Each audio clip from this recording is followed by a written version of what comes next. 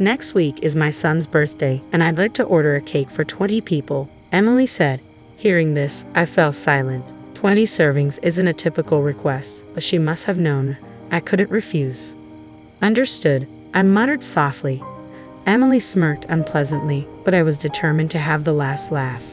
I clenched my fists, resolute not to let her have her way. My name is Rothy. I'm a regular housewife who works part-time at a local supermarket. My only son, Nicholas, graduated from college and found a job at a nearby company. We are a happy family living together harmoniously. However, there's one unpleasant person at my part-time job, Emily. Emily's father, Christopher, is an executive at the supermarket. She transferred here from a different company about 2 years ago. Despite being a full-time employee hired mid-career, us part-timers, including me, have been here longer. From the beginning, Emily has been arrogant, ignoring advice and guidance. Both the staff and part-timers are at their wits' end. About a year ago, a part-timer named Rachel confronted her. Emily, even if your dad's an executive, you're just an employee here. We part-timers are your seniors. You should speak respectfully and listen to our advice. I thought Rachel was amazing for saying what no one else would. However, soon after, Rachel was transferred to a location too far for her to commute, forcing her to resign. Everyone thought it was Emily's doing, but nobody dared to say it out loud. Since then, no one has opposed her. The supermarket where I've worked for a long time is more than just a job. It's a cherished place where I belong. I often hang out with my part-time colleagues, and apart from Emily, we have good relationships. Then one day, as I continued to work, hoping for these happy days to last, something happened.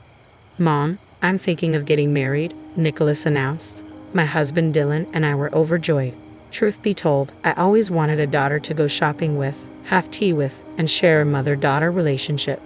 But after Nicholas, we weren't blessed with more children, so that dream remained unfulfilled. I hoped that by getting along with Nicholas's wife, I could build such a relationship. What's she like? I eagerly asked. Nicholas seemed happy. She's a very kind girl. Her parents seem well established, like she comes from a good family. I'm still a bit worried if I'm good enough for her. That's wonderful. I'm excited to meet her, I replied. Her name is Emily, Nicholas continued. He often talked about her, saying Emily this and Emily that. She apparently attends cooking classes and is good at cooking. She seems to like sweets too. Hearing Nicholas talk about her made me happy. A week after Nicholas's news on the weekend, she was coming over to meet us. She arranged it to match my day off. Not being as skilled in cooking to impress someone who excels at it, I ordered pizza and prepared a cake for that day. Dylan and I waited at home for Nicholas to bring her over. Then the long-awaited doorbell rang. She's here, I announced, feeling a mix of excitement and apprehension. I rushed from the living room to the front door. We're back. Emily, this is Mom, Nicholas said. As I turned to the woman beside him, I froze in shock. Nice to meet you, I'm Emily. Hi, Emily. Right before me stood Emily, the very source of my troubles at my part-time supermarket job. You know my mom? Nicholas asked. I had no idea Nicholas's mom was you. Emily seemed equally surprised. Come in for now, please, I said, still shaken, inviting them inside. Leaving me at the entrance, Nicholas led Emily to the living room. Hearing them talk with Dylan, I took a deep breath to calm myself. They had met at university. Emily is 2 years older than Nicholas. They were introduced by an acquaintance and reconnected about a year ago, eventually starting to date. I was surprised to learn your part-time job was at my workplace. You said you were in administration, so I thought you worked at a law office near the supermarket, Nicholas said, laughing nonchalantly, unaware of where his girlfriend worked. Indeed, Emily had graduated from law school and used to work at a law firm. Nicholas must have assumed she continued working at a law office and never asked explicitly. We chatted around the pizza, the conversation mingling with the unexpected reality of our new connection. I could only force a smile, unable to accept the reality and wishing it was just a dream. I'm truly surprised to think you're Rothy's son. I've been under your mom's care at work, Emily said, feigning innocence as if she treated us part-timers as anything but slaves. That's not true. I'm sure everyone's grateful for someone like you. Mom always says she enjoys her job and that there are nice people at the supermarket, Nicholas said. That's nice to hear, I replied, though I never intended to include Emily in that group of good people. Naturally, I couldn't say such a thing. so I stood up. I'll go prepare the dessert. Emily, would you like coffee or tea? I wanted to be alone, my heart racing. I needed to calm down quickly. I'll help, Emily, she said suddenly, standing up, an unusual gesture from her considering our part-time job. It's okay, you're a guest. Please sit down, I insisted, but Emily walked to the kitchen. Dylan and Nicholas watched with smiles, so I sighed quietly. However, Emily didn't miss a beat. It's really surprising to think you'll be my mother-in-law. Yes, that's right. It will be easier to get along. Looking forward to it. What did she mean by that? I had a bad feeling about those words, but I tried to keep her. Her smile was a sneer, always displaying contempt towards me at work. Just so you know, don't say anything unnecessary to Nicholas. Her words wiped the smile from my face. Emily knew. She knew she was disliked by us part-timers simply because I happened to be Nicholas's mom.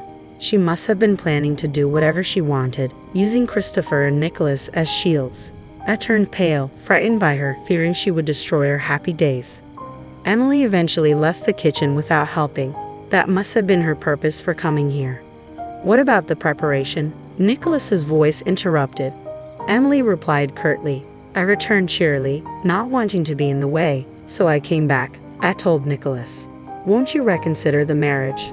But my words would undoubtedly make my son dislike me. Don't interfere with Nicholas's marriage. Even Dylan scolded me.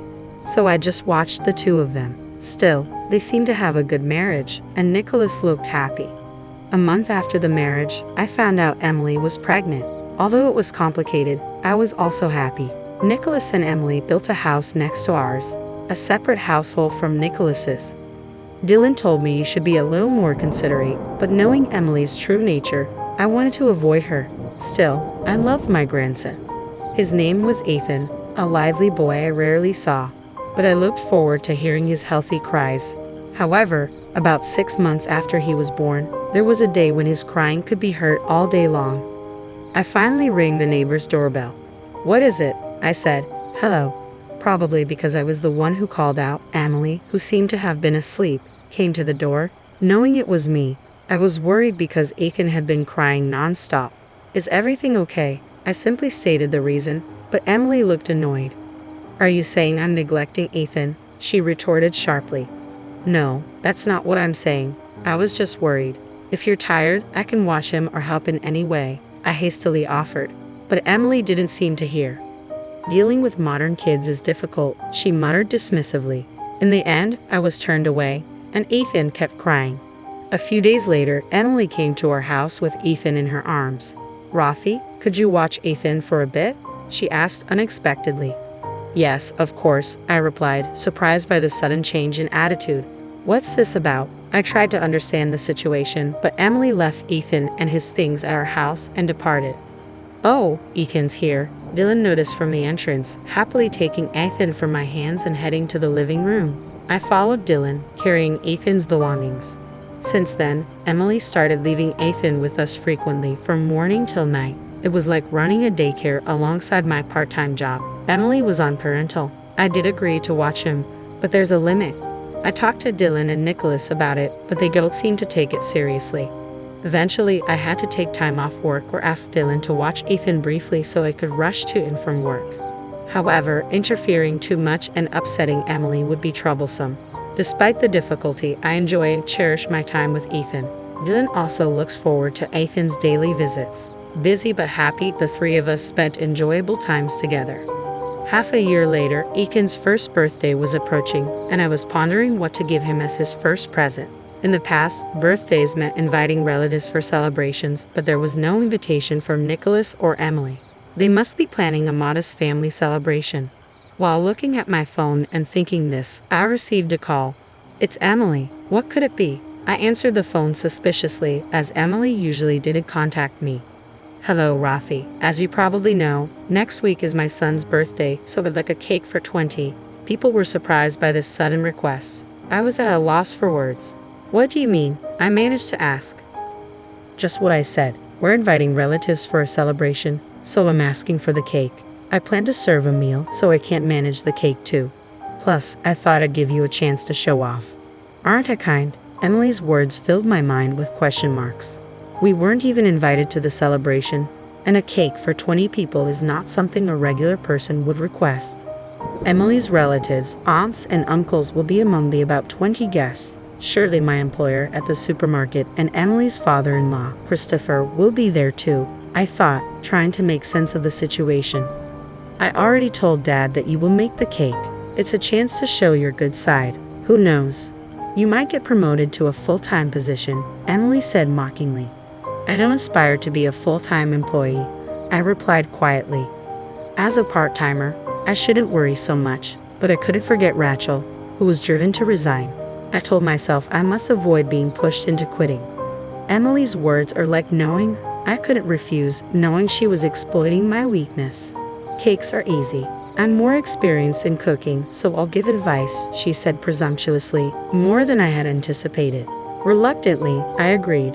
All right, but with 20 people, maybe you should reconsider serving individual portions or using a large platter, I suggested. Ha? I'm the senior here. I'm not asking for advice. And what do you mean, okay? Can't you speak more respectfully? Emily retorted sharply. What kind of person is she? I held back my words, muttering quietly, understood. I could imagine Emily's smirking face on the other end of the phone, my frustration seeping through. She probably planned to ridicule me by presenting her perfect full course alongside my poor cake. But I wouldn't let that happen. I made a decision. Of course, Ethan was the star. I wanted to make his first birthday memorable, even though he wouldn't remember it. I started planning the cake design and went to a baking supply store for ingredients. Though I felt forced, I was also excited. Emily seemed annoyed by my amateur excitement. It won't amount to much. You should have asked me, the senior, for advice, she said when she came over to scoff. But I had no time for that. Later, Dylan and I were officially invited to the birthday. On the day, Dylan, with nothing else to do, left early for their house. It's too early, I said, but he was too excited. I sent him off with a smile and got up, ready to prepare. I muttered, checking the time, when the doorbell rang. Rothy, are you ready? Emily started entering without permission. She frowned upon seeing me relaxed. What, you were sitting? Where's the cake? I was about to start. Don't worry, I'll bring it on time, I assured her. It was only 8:00 a.m., 4 hours until everyone arrived, but Emily was shocked. An amateur can't make a cake for 20 people in 4 hours, she ranted. I've been preparing perfect dishes since 4:00 a.m. Don't ruin the event. Okay, I get it. It's Ethan's birthday. I wouldn't do that, I snapped back, making her frown even more. Just make sure to bring the cake by 12:00 p.m.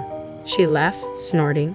Was she bragging about finishing her part? I laughed at her frustration, doing nothing until the door closed. Then, I started. I brought the genoise from another room to the kitchen. A cake for 20 people can't be baked in a home oven, so I had borrowed a friend's oven to bake the large dough. I decorated it with prepared cream and fruits, made Ethan's favorite carbs from cookie dough, and by 11:00 a.m., I was satisfied with the finished cake. I hurriedly finished and called Nicholas to safely transport the cake. I left it in a cool place and headed to the room where everyone was gathering, the largest room in Nicholas's house. They planned to eventually build a wall here to divide the room and turn it into a children's room.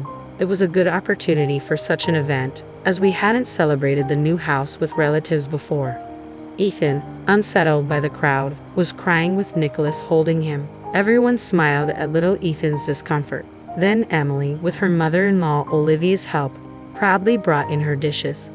Here's the appetizer assortment, she announced, placing small plates in front of each guest. The presentation was indeed beautiful and well-crafted. However, by the time she finished serving everyone, the first plates needed clearing.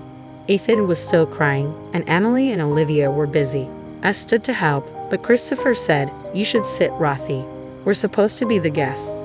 Indeed, I agreed and sat back down, but the situation looked tough. I took Ethan from Nicholas and suggested he help Emily. As soon as I held Ethan, he became happy and started laughing. Everyone was charmed by this, but Emily looked displeased. She couldn't treat me like a pawn anymore, especially after hearing Christopher's earlier words. Christopher had been attentive, asking me about my job and Emily.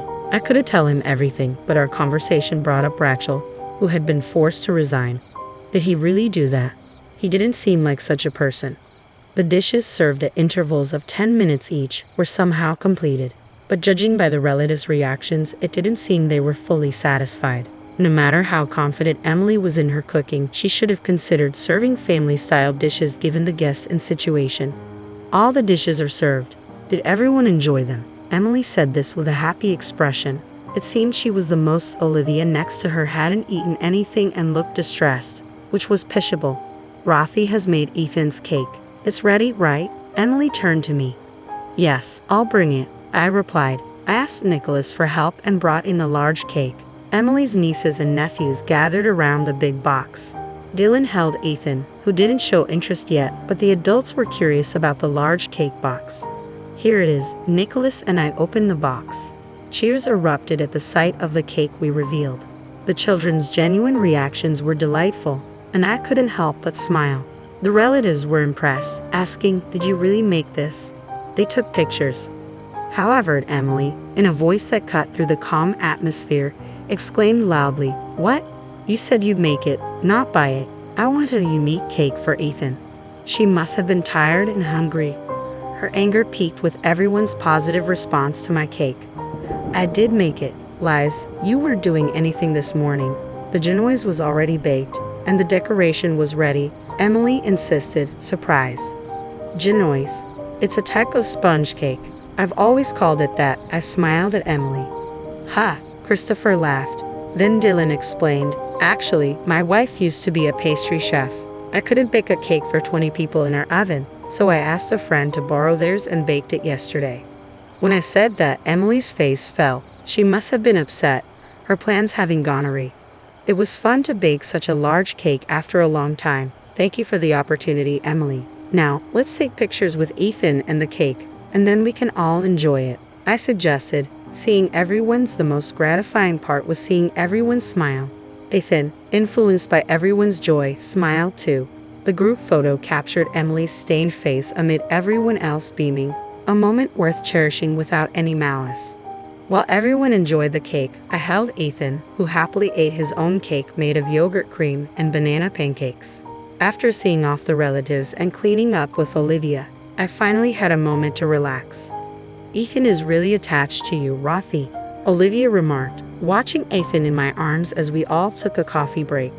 Nicholas responded, "She always looks after him."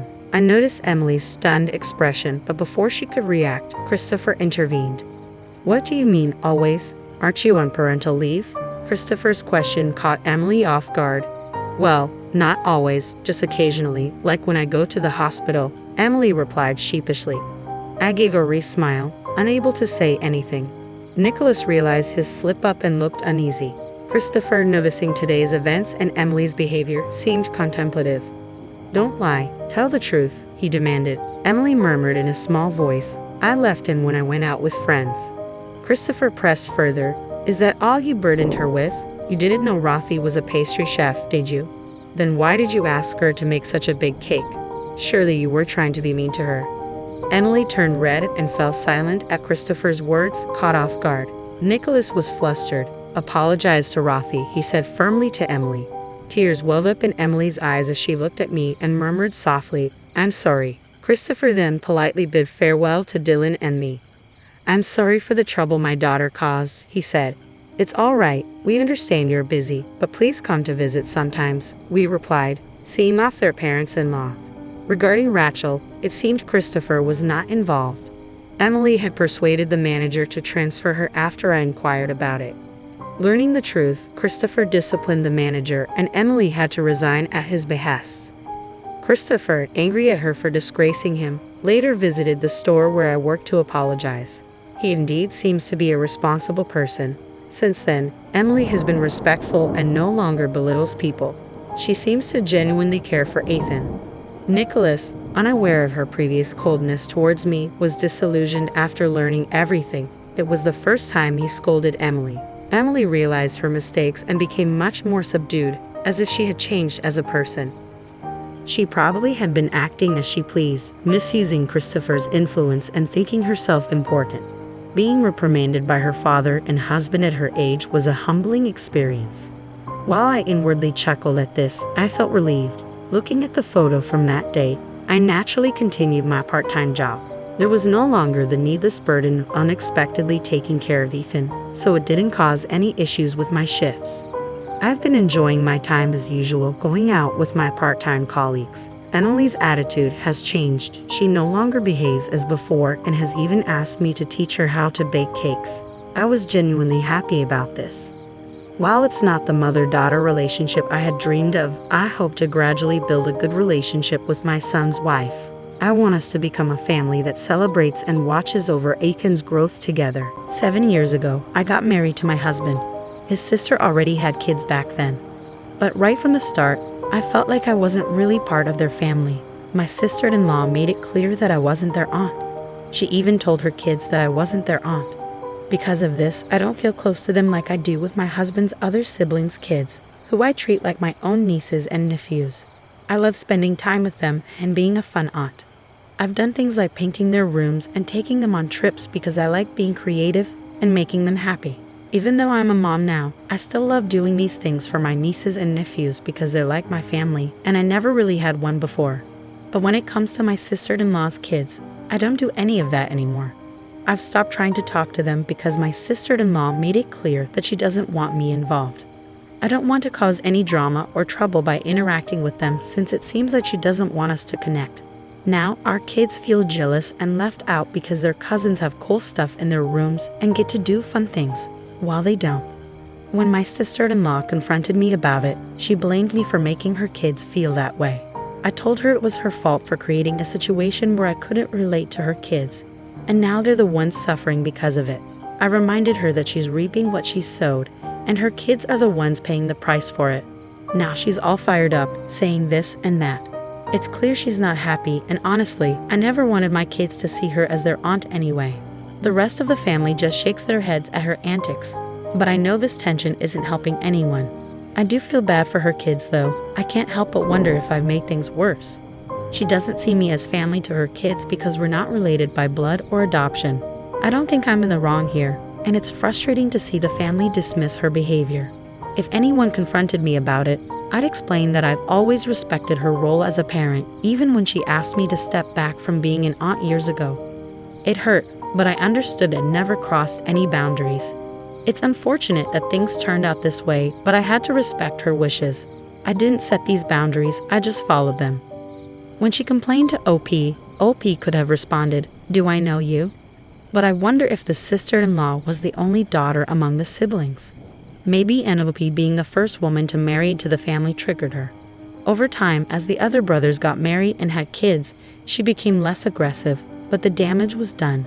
The only reason the sister-in-law regrets it now is because OP turned out to be a fantastic aunt to other children, and the sister-in-law's plan backfired.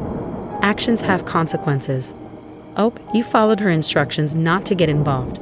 It seems like the rest of the family knows she's difficult too. Everyone here seems to have their faults. You probably aren't telling the whole story about what's going on between you and your sister-in-law. But it's not fair for either of you to involve the kids. And what about your husband? Does he also ignore his niece and nephew? Why is he supporting either of you acting this way? I couldn't disagree more. The sister-in-law made the choice to exclude OP and is now causing conflict because OP respected the boundary she set around her kids. Are you suggesting OP should have ignored that boundary? I understand your concern for her kids. Sadly, they suffer because of their mom's actions. But before you try to change anything, consider how your sister-in-law will react. She might turn any contact into something negative. Keep that in mind as you decide what to do next. This situation happened 2 months ago, but he's still upset about it. I'm a 45-year-old woman. I love my oldest son, but he's almost an adult and acts like one. In our family, everyone takes turns doing chores like cooking, washing dishes, and cleaning common areas on different days. Unfortunately, my son dislikes chores and always tries to avoid them. It's been an ongoing struggle. Washing dishes is particularly troublesome. He fills the dishwasher too much, preventing the detergent from reaching the dishes, leading to them not getting clean. I interrupted him quickly and reminded him that the dishwasher sanitizes dishes. My husband supported me, saying, if he wants dinner, he'll eat from his dishes. He often promised to wash some, but I refused, reminding him that he had the chance to clean them properly the night before. I told him to eat from them as they were or skip dinner. He yelled and threatened to make his own food, but I stood firm. Eventually he gave in, reluctantly selecting the least dirty dishes and eating quietly. I felt bad seeing him so disgusted, but I was tired of the wasted time, water, and detergent. It turned out well. His dishes came out perfectly clean afterward. However, he's still angry, and I do feel guilty now. But I'm tired of his deliberate laziness causing problems for everyone else in the house. Am I wrong? You're not wrong, and I think you handled the situation well. However, I disagree with your statement that he doesn't realize his laziness screws over everyone else in the house. He knows, he just doesn't care. He's old enough to understand the consequences of his actions, and it's time he learns. This should have been addressed sooner. If he doesn't face consequences, he won't change his behavior. Instead, he learned that even when I make a mistake, my parents will have to fix it because they need to eat too.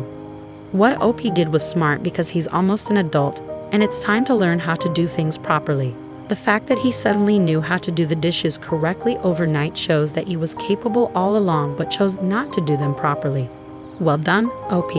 I grew up in poverty but worked harder than anyone else to achieve success in my personal, financial, and professional life. My family often had to choose between bus fare and a meal. So when I became financially successful, many people approached me for help. I helped them out of compassion and understanding, knowing how much a small gesture can mean to someone in need. However, many of those I helped started to see me as their personal ATM. I never faced this issue with people who were already financially stable.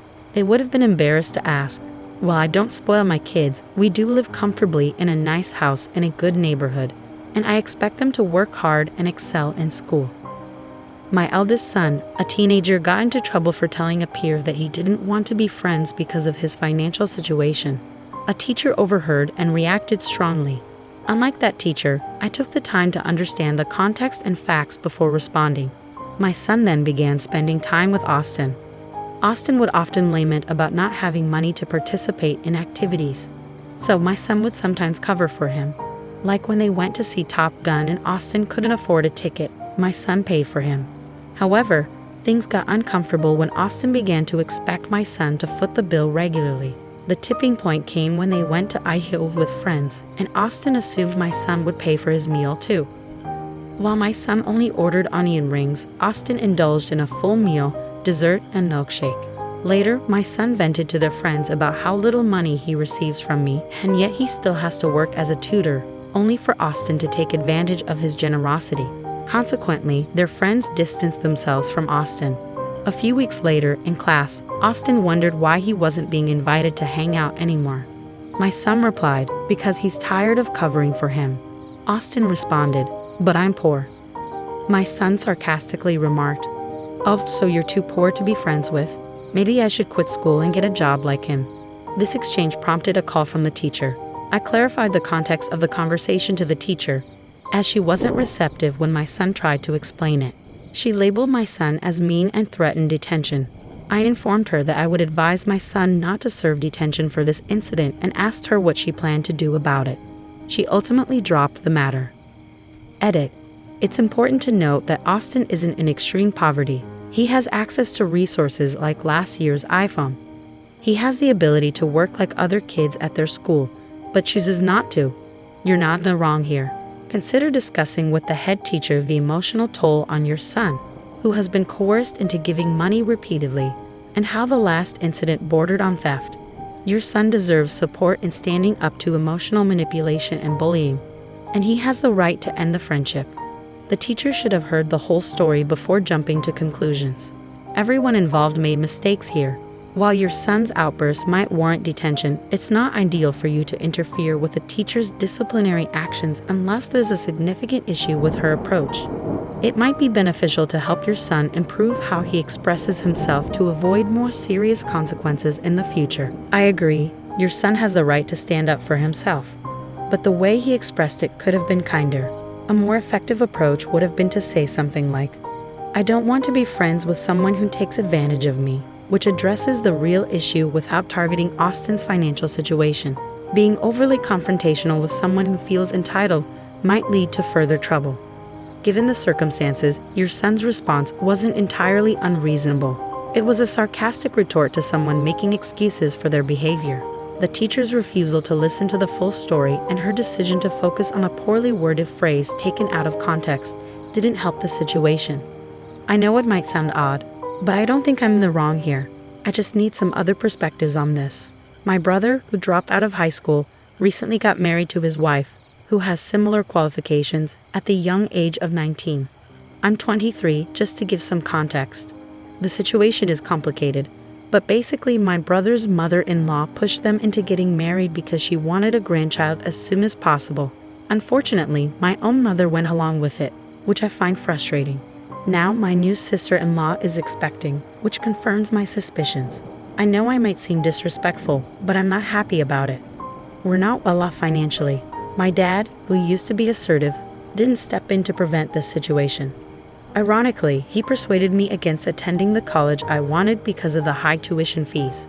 To cover the wedding costs, my dad borrowed money from my uncle, his brother, and now he's pressuring me to repay it because my brother and sister-in-law, being young and expecting, can't afford to. They told me they're in too much debt to get a loan from a bank, so it falls on me since I'm debt-free with savings and a job. When they brought this up, I didn't say anything. I just laughed and left. Now they're bombarding me with calls and texts asking for financial help, but I refuse to budge. It feels like we're living in completely different realities. It's not about culture or anything like that. Am I wrong for refusing to take out a loan for my family? Definitely not. Goodness, what a chaotic situation. If no one can afford to cover the wedding costs, what about the baby? It seems like they'll keep turning to you for loans they won't repay. Stand your ground. This isn't your problem to fix, so don't entertain further discussions about it. If they can't afford a lavish wedding without a substantial loan, maybe they should prioritize their resources for the baby instead. Laughing in their faces was a fitting response to such a ridiculous request. Oh, please ensure that you're the only one with access to your savings. Secure your accounts with updated passwords and avoid staying logged into online banking on shared devices. It's important to take these precautions, especially if your parents have access to personal information like your social security number and employment history. While you might believe they wouldn't take advantage of you, financial strain can drive people to make unexpected decisions. That's right. If they have your social security number, they could potentially open credit in your name, leaving you in a difficult situation. It's a quick process, but you can easily lock your credit by contacting the major reporting agencies, usually 3 of them, either by phone or online. Reversing the lock is simple when you're ready to apply for loans for things like a home, education, or a car. Their financial irresponsibility shouldn't fall on your shoulders. They need to figure out a repayment plan for your uncle on their own. Growing up, I lived with my best friend and his wife, Amanda, on I-35. While Amanda has always been a friend, I've had a closer relationship with her husband. Unfortunately, they moved out of town years ago, only returning for significant family events like funerals or weddings. A few months back, Amanda visited for her sister-in-law's bachelorette party, despite feeling uneasy about it due to her sister-in-law's mistreatment stemming from jealousy or other issues. Wanting to ease her nerves, I offered to pick her up from the airport and take her out for drinks afterward. However, I made a mistake and forgot to add it to my calendar. I had already planned a date for that night and couldn't cancel it, so I arranged for the sister-in-law's best friend to pick up Amanda and take her to the hotel. 2 days later, I met up with Amanda for drinks. She was feeling really down after her mistreatment at the bachelorette party, where everyone else seemed to ignore her. We spent a few hours chatting and drinking, and then I received a text from my girlfriend, asking me to come over to her apartment. I arranged for a mutual friend to join Amanda at the bar and keep her company before leaving. After that night, Amanda stopped communicating with me. She ignored my texts and social media messages for 3 months. Finally, I decided to ask my best friend about what was going on with his wife. He listed a series of complaints Amanda had against me, including forgetting her birthday multiple times despite Facebook reminders, which she doesn't use, and the incident at the bar where I forgot to pick her up from the airport and left her alone. I explained to my friend that I tend to be absent-minded, and they should have been aware of that by now. I also mentioned that Amanda is overly sensitive and holds onto grudges. I reminded him that I had already apologized to her for everything, so I didn't understand why she was still upset. However, my best friend became angry and is now not speaking to me either. Do you think I'm the one in the wrong here? My name is Tammy, a 39-year-old professional employed in the sales department of a trading company. From my college days, I've been drawn to leadership roles, adept at rallying people together. Presently, I oversee a team of subordinates, rivaling the seasoned male counterparts in sales achievements. I take immense pride in the unwavering support I receive from my female colleagues, bolstering my role as a dependable manager. Yet, returning home to my apartment after a taxing day, I find no one awaiting my arrival. Having parted ways with my husband of 17 years and chosen to live separately from my 15-year-old daughter, I now dwell in a freshly rented apartment, surrounded by yet-to-be unpacked boxes. Despite the chaos, I harbor no regrets. This marks the commencement of a fresh chapter in my life. Let me delve into why I've embarked on this new journey. In the past, I resided in an apartment alongside my husband, Bob, and our daughter, Rebecca. Bob, a former college classmate turned spouse, and I tied the knot after reconnecting post-graduation and dating for 2 years. Initially employed in the sales department of a printing company, Bob transitioned into a self-employed web designer, operating from the comforts of our home. Our daughter, Rebecca, is currently navigating her way through 8th grade. The initial warning came in the form of a shift in Rebecca's demeanor. I asked for the moisturizing cream, Dad. Oh, my bad, sweetie. I completely forgot. I'll pick it up tomorrow after work, I promise. You're so useless. Can't you do anything right? Rebecca began casting colder glances my way, her words growing sharper with each passing day. Initially, I attributed it to her teenage years, dismissing it as a phase. Dad, want to catch a movie with me on your day off? Sure thing, kiddo. What's showing? Previously, Bob would always include me in such plans, but now it seemed he had no reservations about excluding me. Hey, can I have some money? We're going to the movies this weekend, remember? $300 should cover it. $300. Seems a bit steep. Can't you just use your debit card? Just get it done. I'll need cash for shopping and dining out too. Gradually, even Bob's treatment of me soared. Our interactions dwindled, leaving me feeling increasingly isolated. Then came that Sunday, a day etched in memory, when both Bob and Rebecca voiced their dissatisfaction with the breakfast I prepared. What's this? I've told you I want my eggs over easy. Get it right. And this soup is terrible. I've mentioned my dislike for mushrooms countless times, but you still include them. Can't you say something to her, Bob? Why should I? You can't even follow simple instructions. You're the adult here. The chill in their words left me unsettled. Something wasn't right. I needed answers, but by the time I realized it, it was too late. One week, upon discovering Bob's intention to venture out, I resolved to discreetly trail him. Bob's typical routine revolved around his home-based work. There were no scheduled appointments at the barber or the doctor. So why this sudden outing? Suspicion gnawed at me. Regrettably, my suspicions were confirmed. In the cafe awaited a young woman, a woman in her 20s, possessing a striking physique. As they departed the establishment, arm in arm, my head spun, rendering me unable to pursue them. The dreaded day I had long feared had arrived. My apprehensions stemmed from a lack of confidence in my own appearance. I always harbored the fear that Bob might stray due to my perceived shortcomings in looks. While Bob exuded undeniable handsomeness, I often questioned why he had chosen me.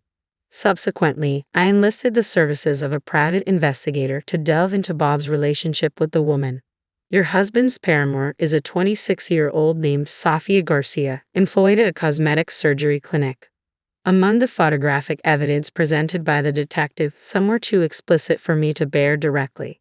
They depicted open displays of affection, hotel entrances, and disturbingly, there were images featuring a certain third party. And here's another. This one shows the three of them, including Rebecca. What could this possibly mean? So, it seems your daughter is involved as well. It appears that your husband's relationship with Sofia has the approval of Rebecca. I was speechless. A profound sense of isolation and abandonment washed over me. What had I done to deserve this? Suppressing the urge to cry, I mustered the strength to request the detective to also record conversations between Bob and Rebecca. Several times each month, they would coax money from me for their movie outings and shopping sprees. I was convinced that amidst their casual conversations, there must be indisputable evidence. Days later, as I listened to the audio recording provided by the detective, I was rendered speechless. She's so annoying. Can't even do the simplest things right, then tries to act like she's your mom. Why don't you just leave her? Sophie has been waiting patiently, hasn't she? Speaking of which, Rebecca, I think it's too early to talk about divorce. That's ridiculous. Sophie has been waiting, hasn't she? I discussed it with Sophia. I can't stand being around that ugly woman. Same here, but she's the one bringing in more money. So, you understand, right? Is that a yes? I wasn't sure. Yeah, that's the plan. If I rush into a divorce, I'll lose access to that money. We need to proceed cautiously, withdraw as much as we can, then let Sophia move in. Exactly. I'll need to gauge if Sophia can handle that lifestyle, and if not, I'll have to persuade her. But I think she'll be fine. She's so accommodating. Beautiful women just have a different way about them, you know? Yeah, I get it. I regret it deeply. Marrying that unattractive woman was the biggest mistake of my life. That evening, beneath the scalding spray of the shower, tears streamed down my face. I wept until there were no more tears left to shed, and in that moment, I resolved to take action. Enough was enough. If that was their scheme, then so be it. I refused to be taken advantage of any longer. I vividly recall the arduous weeks that followed. Each day, I buried my emotions and forged ahead with the preparations for my liberation. Even on the day of Rebecca's middle school graduation, my heart remained numb to any profound sentiment. Oh dear, I can't seem to settle on a hairstyle. It's quite vexing. Whose genes sculpted this face? Truly, Rebecca bore an uncanny resemblance to me. Gazing into the mirror, I brushed off her usual snide remarks. Hey, I need some cash. Around $400 should cover it. What else would a kid need $400 for? Besides, it's your graduation today, right? Obviously, I'll be hanging out with friends afterwards and grabbing dinner with Dad. Reluctantly, I handed over the $400, silently declaring it the final time. Rebecca accepted the money without a hint of gratitude. Hey, I'm planning to get plastic surgery soon. Plastic surgery? So you're bidding farewell to this face that supposedly resembles mine. I can hardly wait. A complete makeover before high school kicks off. Okay. Ha, I'm surprised. I expected you to be more opposed to it. What a disappointment. Well, I won't interfere. It's your body, Rebecca. You get what I mean, right? It's only natural to consider plastic surgery with a face like this. It's your fault, she asserted. Later, I drove Bob and Rebecca to middle school. Just before reaching the school, Rebecca requested I stop the car. Dad and I will get off here. You can head home, you know. I don't want my friends to see you, right? Of course, I replied, heading back home. I had no inclination to attend the ceremony. Everything proceeded according to plan, a welcome relief. Upon returning to the apartment, I awaited the arrival of a truck and 3 men. We'll pack and move everything out. With the amount of stuff, it should take about 2 hours. Thank you. I appreciate your assistance. That day marked my relocation to a new apartment, leaving the divorce papers on the table of the old one. I had requested time off from work and spent it touring various domestic destinations, relishing the rare freedom. Though perhaps I could have savored it more without the persistent calls from Bob and Rebecca. A few days later, I returned to the new apartment, refreshed from my journey. After finally picking up one of Bob's incessant calls, he exclaimed, "You finally answered. Where are you? What are you up to?" "Just relaxing in my room, watching TV." "Why the urgency? You sound flustered. Is everything all right?" "What do you mean? Is something wrong? What do you mean by your room? Explain yourself properly." "There's nothing." "What do you mean? You saw it, right? The divorce papers." "That's it. No further explanation needed, right?" "So you knew about About what?" "If you mean your affair, I knew. I have no intentions of backing down. I figured, with your income, you can't support Rebecca. Tough luck, I'm filing for divorce and seeking alimony too." "Who says I'm going to pay alimony? We should discuss this matter calmly." "Sure, you can bring Rebecca along or not. It doesn't matter to me." With no desire to continue the conversation, I abruptly ended the call, powered off my phone, and severed all contact. I chose the caf for our discussion, the very same one where I had first seen Bob meeting with Sophia. But this time, only Bob showed up. There was no sign of Rebecca. She must be recovering from her plastic surgery. Poor girl. "Who's that with you?" I inquired. "This is my attorney, Mr. Johnson," Bob replied. "You brought a lawyer? Well, did you bring the filled out divorce papers as I asked?" As I've said, I won't fill out such a thing. I'll tell you as many times as it takes. I have no intention of breaking up. Do you just want the money? I do. Do you think we can continue our marriage for that reason? What? Who said I'm after your money? Who said it? You're making assumptions about people's feelings. I nodded at Mr. Johnson, who then took out his smartphone and calmly pressed play. What ensued was a conversation between Bob and Rebecca from that day. Bob's complexion turned ashen instantly. It's quite an experience to hear your own derogatory remarks played back to you. I don't want to breathe the same air as that ugly woman. If I carelessly break up with her, I won't be able to use the money. Bob's voice echoed through the cafe. No matter how many times I hear those words, they pierce straight through my heart. Knowing that this is his true sentiment sends shivers down my spine. A recording? What the hell do you think you're doing? Bob exclaimed. What am I doing? I think I should be the one asking that. Did you use the money? I want to clarify something before we proceed. You have been seeing Sophia, correct? I asked, studying Bob's expression. Yes, that's correct, Bob affirmed, nodding. In that case, Mr. Johnson interjected, if you have no intentions of divorcing, we will proceed with filing for divorce in family court. We will also discuss the division of assets. The court will examine the circumstances and ascertain the facts to determine whether the divorce is warranted. Mr. Johnson held up the smartphone. The conversation you had with your daughter earlier is quite significant in this case. In my professional opinion, divorce seems highly likely. Oh, I see. I came here today to discuss what happens next, I explained, pulling out various documents meticulously prepared for this occasion. This chart outlines the money I've given you and when, and this document details the utility bill payments. What? What's all this for? Bob demanded, clearly taken aback. And here's a record of withdrawals from our joint account, I continued, presenting another document. Rebecca's surgery incurred significant expenses, didn't it? Eyelid surgery, eye shape correction, double eyelid surgery, nostril reduction, filtrum reduction, creating tear bags, cheek and nasal bone shaving. The total costs amounted to $40,000. There's only about $20,000 left in savings. We used to have $70,000. You've spent quite a sum, haven't you? That was for Rebecca. I could replenish the savings. Do you realize I was the one who primarily contributed to that money? I could feel my anger rising.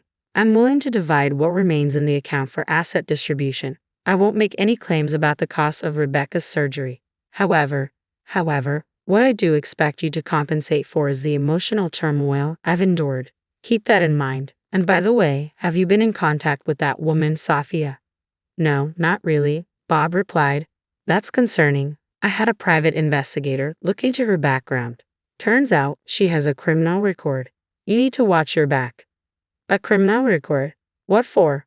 Bob's alarm was palpable. She was charged with fraud and arrested. It seems she was colluding with the director of another cosmetic surgery clinic. What in the? She must have seen you and Rebecca as easy targets.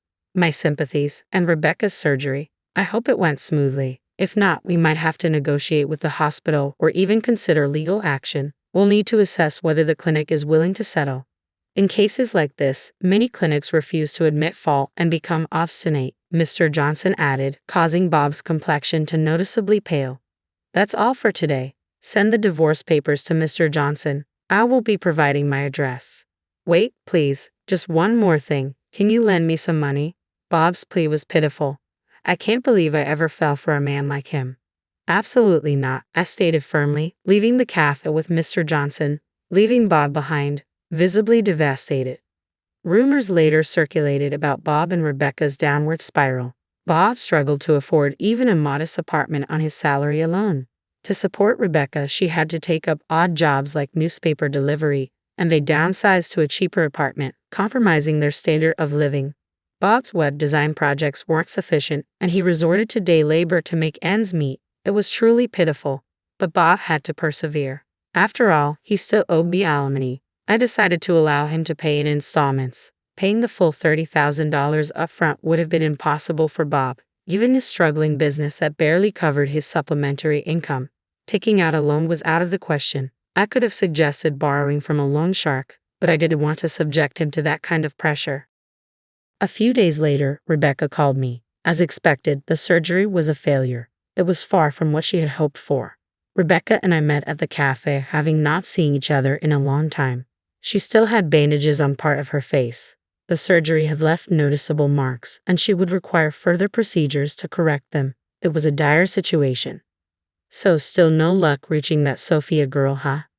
Yeah, you were spot on, Mom. She saw us as easy targets, Rebecca remarked, gazing out the window with a thoughtful expression. She appeared more mature to me than ever before. Well, I should get going now. Part-time job first and high school homework. My schedule's pretty packed, she explained. Good luck, I wished her. Thanks, Mom, and I'm really sorry for all the trouble I've caused, Rebecca apologized sincerely. No need to suddenly be so polite. I won't be giving you any more money, okay? I won't bring it up again. With a nod, Rebecca left the cafe, marking the beginning of where I am today. I have few regrets. I'm content with my current life. Rebecca is practically independent now, and I hold no lingering feelings for my ex-husband, who had little to offer besides his appearance. I saw him recently in town, covered in dirt, working in construction gear and a helmet. Did he always have such sorrowful eyes? He looked entirely different. I hardly recognized him. Making a living is challenging, and he deserved to face difficulties after squandering so much money. It's not all about looks. I truly believe that now. I'll continue to do my best just as I am. With the reset button pressed on my life, the future appears brighter than ever before. I've longed for children, but you're the reason we couldn't have them. My husband spat out, hurling those hurtful words at me after 20 years of marriage. In that moment, I realized I couldn't continue with him. His callousness cut deep and his mind was elsewhere, dreaming of a new life without me. It felt as if some divine eye had witnessed his cruelty. My name is Lisa, 45 years old, a secretary at a law firm. Our marriage, nearing 2 decades, had been modest and childless. Despite our shared desire for children, infertility plagued us, primarily my own struggles.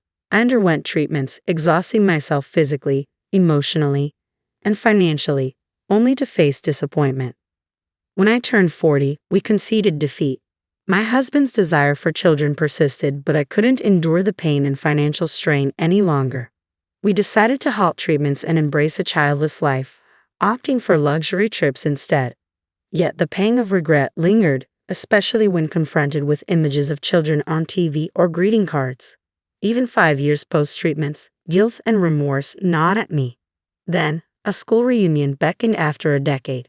My husband encouraged me to take a break, sensing it as a mini vacation. It felt like a temporary escape from the weight of our childless existence. I realized I had scarcely been out alone since our wedding day, my life consumed by infertility treatments.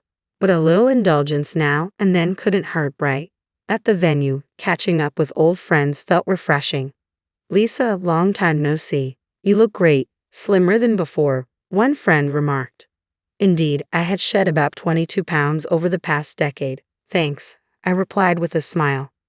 I envy you. Since marriage and kids, I've gained almost 33 pounds, she lamented. Her words, though innocent, stung a bit. Any kids for you? Another friend asked. No, we couldn't, I replied, feeling the weight of the question. Just the 2 of us. Oh, sorry for asking such an awkward question, she apologized. No worries. Let's just enjoy ourselves, I reassured, trying to maintain a lively atmosphere. As conversation flowed, a startling revelation emerged. My son was nearly caught in a marriage scam recently, one classmate shared. I was taken aback. A scam. Yes, they asked him for $20,000 for their wedding, but it fell through, she explained. What happened next? I inquired, intrigued. He couldn't afford it, so he came to us for advice. That's when we uncovered the scam. The woman vanished, she recounted. It's terrifying, I murmured, shaken by the story. There are some awful people out there, another friend chimed in. Really scary. A marriage scam, I mused, shocked that such deceit could occur so close to home. Thankfully, her son had moved on with a new girlfriend, and the parents seemed relieved. The reunion continued smoothly, eventually winding down. Instead of heading to the after party, I decided to head home, reflecting on the evening's unexpected revelations. I returned to my hotel, savoring a nightcap alone. It struck me, I hadn't checked in with my husband. It was only 10 p.m. He should still be awake. Despite repeated calls, he didn't answer. Perhaps he already turned in. Well, I'd be back tomorrow, so it wasn't a pressing concern. Yet an uneasy feeling gnawed at me. Was it women's intuition? Something felt off. From then on, my husband started arriving home unusually late on weekdays, often inebriated. "Hey, I'm home," he slurred one night, collapsing onto the living room floor. "Are you okay?" I asked, concern creeping into my voice. "Shut up, I'm home. Show some respect," he retorted, his words clouded by alcohol. As I tidied up his discarded clothes, he muttered something about Alyssa. You know, if you were as young as Alyssa. Confusion gripped me. Who was Alyssa? What did he mean by his words? Before I could inquire further, he was already asleep. Could he be cheating on me? The unease I felt that day morphed into a creeping certainty. But no, my husband was a good man. It must be drunken nonsense. Yet doubts lingered, unsettling my thoughts. I tried to reassure myself, but my husband's erratic behavior gnawed at me. Weekends meant early departures and late returns, often accompanied by the stench of alcohol. It had become a pattern I could no longer ignore. "You're going out drinking almost every day lately. Are we okay?" I ventured one evening. "Mind your own business. It's my money," he snapped back, dismissive of my concern. "But we need to save for our future," I insisted. His response cut deep. "Well, I've spent quite a bit on treatments." "That's because you're defective." Even in his inebriated state, his words stung. I could have fathomed he'd speak to me that way. As time passed, his disparaging remarks grew more frequent. "Since you can't have kids, you should focus on showing affection to me," he'd say. With each selfish act, my love for him waned. Gone was the caring husband who once supported me through treatments. Would he ever return? After 20 years, I began questioning the essence of our marriage. But before I could confront him about it, he dropped a bombshell. "We need to talk," he said, his demeanor serious. I returned from work to find him on the sofa, his expression grave. "What's wrong? Why are you being so formal?" I asked, sensing something was amiss. "I want a divorce," he declared bluntly. The words hit me like a ton of bricks. "You're joking, right? Why would you say that all of a sudden?" I pleaded, hoping for reassurance. But the idea of divorce had never crossed his mind before. "Yes," he confirmed, leaving me stunned and bewildered. The revelation hit me like a tidal wave. Divorce? Had my husband been considering it all along? I confronted him, desperate for clarity. "Out of the blue, you want a divorce? What's going on?" I demanded, my emotions raw. "We've been together for 20 years, haven't we? Let's talk this through," I urged, hoping for understanding. But he met my plea with contempt. "You're clueless, aren't you?" he scoffed, his tone laced with bitterness. Confusion clouded my mind. "What do you mean?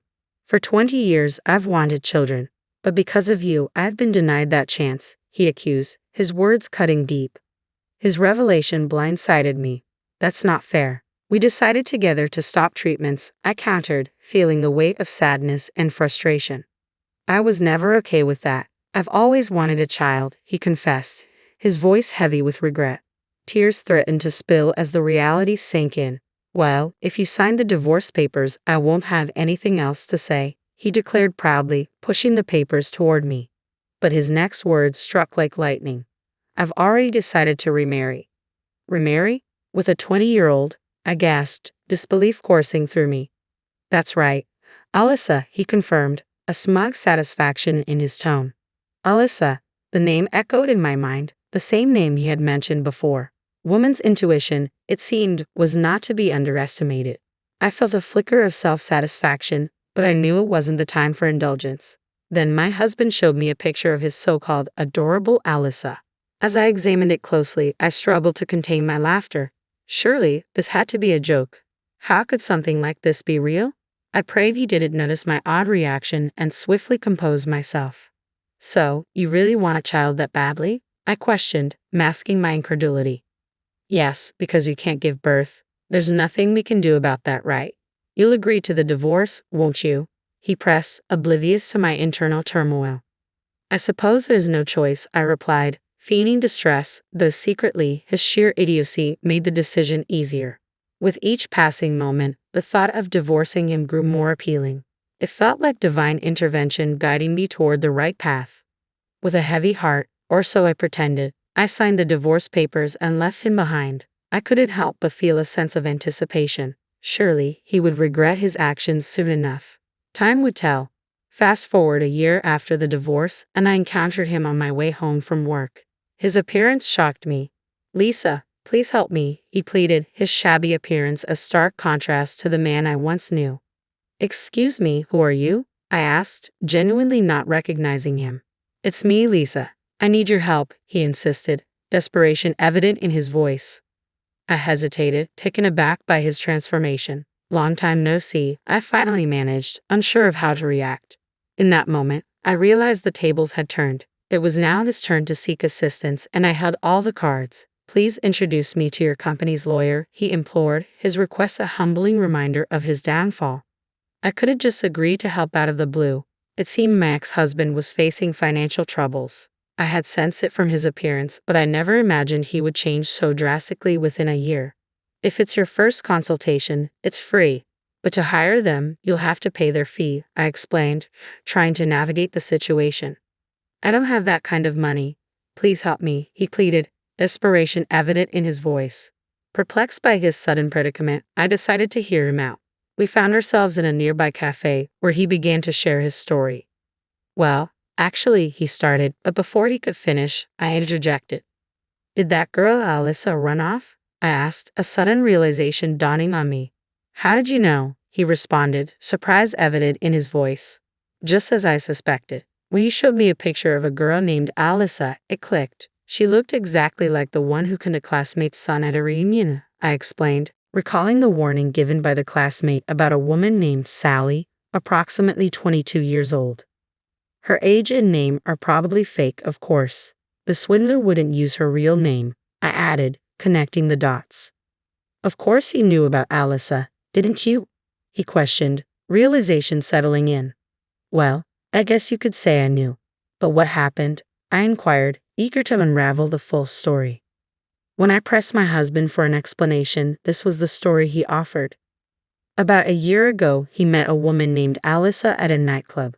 My husband, who had always harbored a desire for children, seemed to have shared his thoughts with her. It was during one of these conversations that Alyssa made an astonishing offer: she could bear a child for him. Their relationship blossomed from there. He started frequenting the club almost every weekday and spent weekends with Alyssa outside its confines. In the process, he depleted $10,000 from his savings, accumulated during his single days. Despite this, Alyssa never demanded lavish gifts or expensive outings. She was content just to share a drink with him at the club. She was different, he insisted. Not like the stereotypical club girls you often hear about. She didn't care about designer goods or jewelry. She was happy as long as I was there with her. He painted Alyssa as hardworking and sincere, emphasizing their agreement not to touch each other's savings from their single days. "I thought it was his money and he could use it as he pleased," I admitted, unaware of his extravagant spending. Then my husband revealed the twist in the tale. Alyssa's true colors had emerged. "I want to get married, but I had debts totaling about $20,000. Then my husband promised to take on Alyssa's debt and transferred the money to her," I recounted, my voice heavy with regret. "They moved in together right after our divorce, but Alyssa continued her nighttime work and rarely came home. Eventually, she quit her job at the club and disappeared, taking all the money with her. How could he be so foolish?" I lamented, feeling a sense of despair at having been married to such a man for 20 years. "Did you make a promissory note?" I inquired, hoping for some semblance of responsibility. "A what?" My husband looked puzzled. "You lent her money, didn't you?" "Didn't you get a note?" I pressed, frustration creeping into my tone. "We were going to be a couple, so I didn't do such a thing," he admitted. "So, you basically gave her the money, is that it?" I asked incredulously. "In this case, it seems like you donated $20,000 to Alyssa out of goodwill," I concluded, my disappointment palpable. "This woman must be a pro," I mused, realizing the extent of her deception. In the case of donations, if the amount exceeds $11,000 in a year, gift tax is imposed. Depending on the case, the receiver might be taxed. So, Alyssa just took $20,000 in cash and vanished, splitting the money into two parts across 2 different years to avoid taxes. The reason my husband thought she was a good girl who never asked for material gifts was because she knew the law well. "So, what should I do?" I asked, feeling overwhelmed.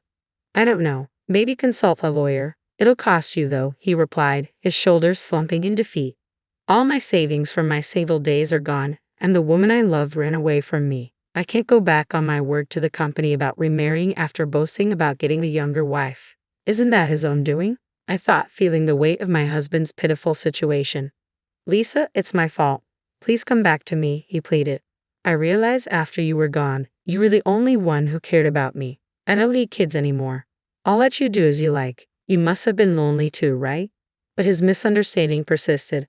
That matter had ended half a year ago in my mind, so I confronted him with reality. You know, it's been a year. What's with this sudden change of heart? Isn't it a little too late now? Lisa, are you going to abandon me? Well, it was you who pushed for our divorce in the first place, remember? I reminded him. You're the only one I can rely on. My ex-husband looked utterly exhausted, and I decided to show him a little mercy.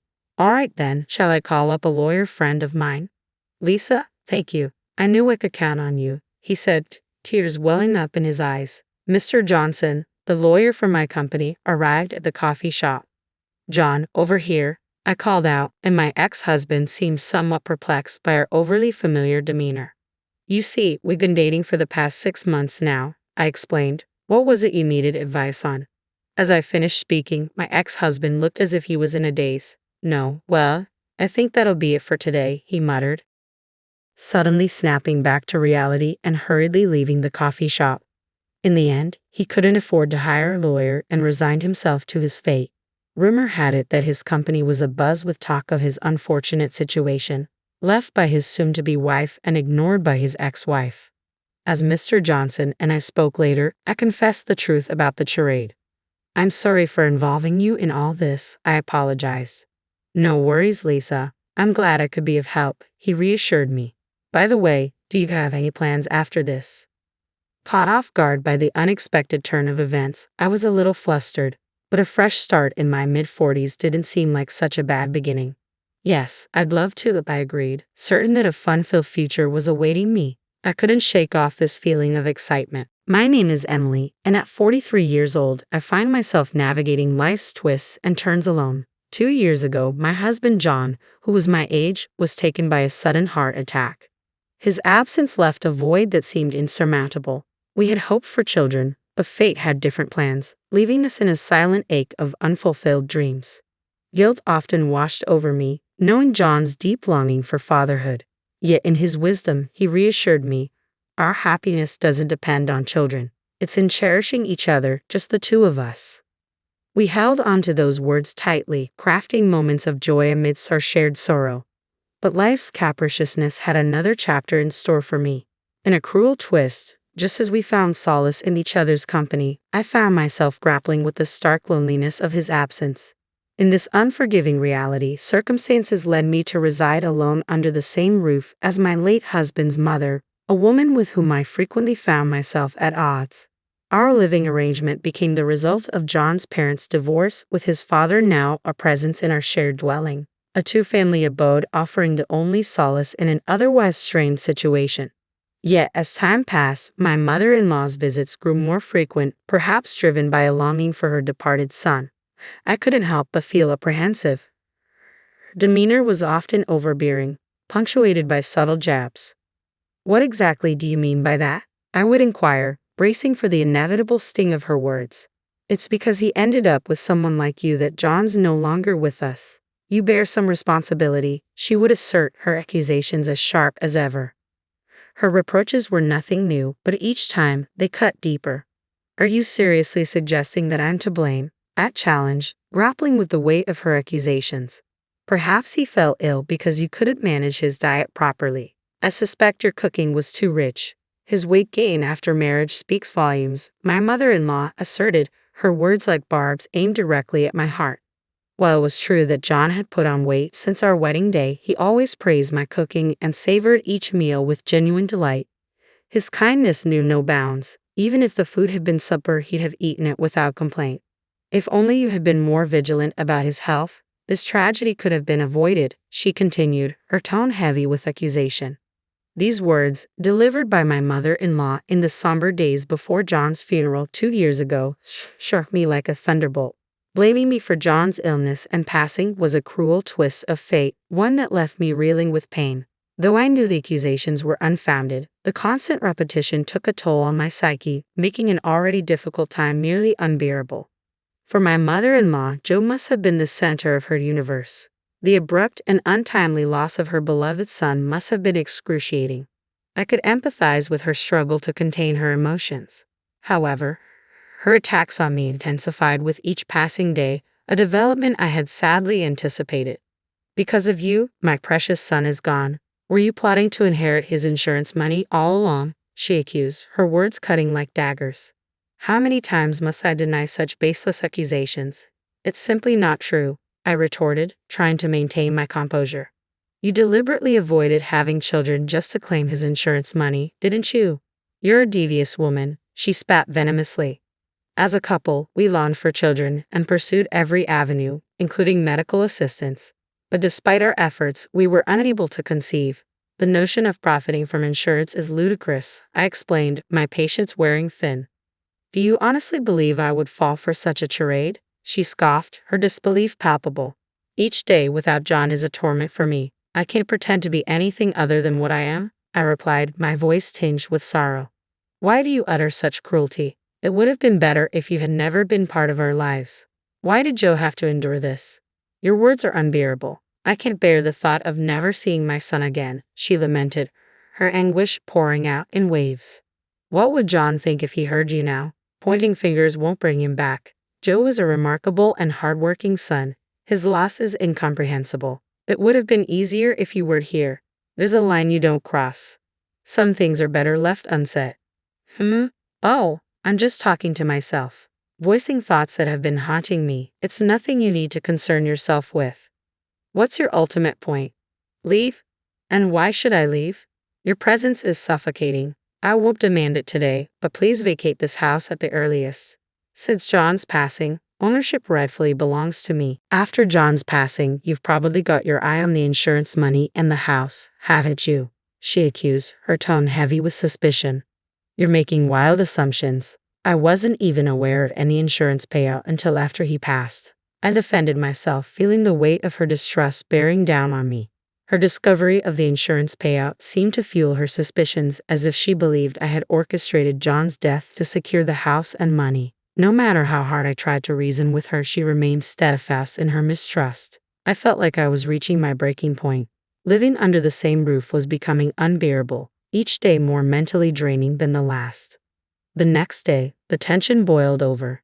You must be living the high life now. No need to worry about work with all that insurance money rolling in. Is that why you're here, to rub it in? She sneered, her words laced with bitterness. It's not fair to twist my words like that. I can't take these constant jabs. I understand you're grieving for John, but it's not right to lash out at me. I miss him just as much and feel the ache of his absence every day, I replied, trying to maintain my composure amidst the storm of accusations. Seriously, spare me the act. You've got it made with the house and money, don't you? Playing the devoted wife role, I see, she sneered, her tone dripping with sarcasm. I won't entertain such accusations. We face our own struggles, particularly with not having children, but I loved John deeply and envisioned a future filled with cherished moments together, I countered, trying to hold onto my dignity amidst her onslaught. It's astounding how you can speak so freely with everything falling into place for you. Must be nice having life handed to you on a silver platter, she retorted, her words cutting deep. That's a heartless thing to say. If I could trade the money and the house just to have John back, I'd do it without a second thought, I confess, my voice tinged with sorrow. Ah, so you're implying you don't need the insurance money then? She pressed, a hint of skepticism in her tone. Why would you even suggest such a thing? Just because I don't need it doesn't mean I'll refuse it. This money represents John's last gesture of love and concern for my future without him. I intend to honor that sentiment, I replied firmly, determined not to let her diminish the significance of John's final gift to me. You have no shame, she spat, her disdain evident in her tone. Feeling the strain of our cohabitation weighing heavily upon us both, I summoned the courage to broach a topic that had been weighing on my mind. Can we put an end to this arrangement? I proposed, hoping for a resolution to our ongoing conflict. What do you mean? She inquired, her tone wary. We argue every day, and it's taking a toll on both of us. I believe it's in our best interest to part ways, I explained, bracing myself for her response. That sounds like the most sensible option. Please make arrangements to vacate the premises soon, she replied, her words tinged with finality. It's you who should be leaving. This house belongs to me, I countered, feeling a surge of indignation. I can't believe you're trying to evict me. You're even more heartless than I thought. The house is too large for me alone. I'm contemplating selling it and settling elsewhere. Besides, properties in this area fetch a good price, I declared, determined to assert my own interests in the face of her hostility. Seems like every conversation with you circles back to money. How much is enough for you? If you're considering selling, why not just hand the house over to me? It'll be too much for you to manage alone, and the expenses, like property taxes, could become overwhelming. I could help you find a more suitable living situation, like an apartment. Are you suggesting I pay rent to stay in my own home? If selling is your plan, then consider handing it over to me.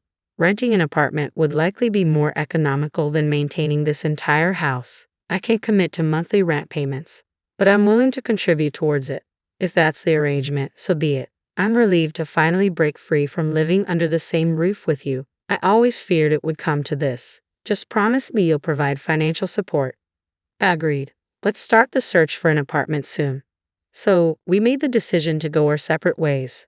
Despite our complicated relationship, my mother-in-law is the mother of my late husband, John. I feel a duty to support her, especially considering her financial struggles. With this in mind, I began the search for a suitable apartment for her.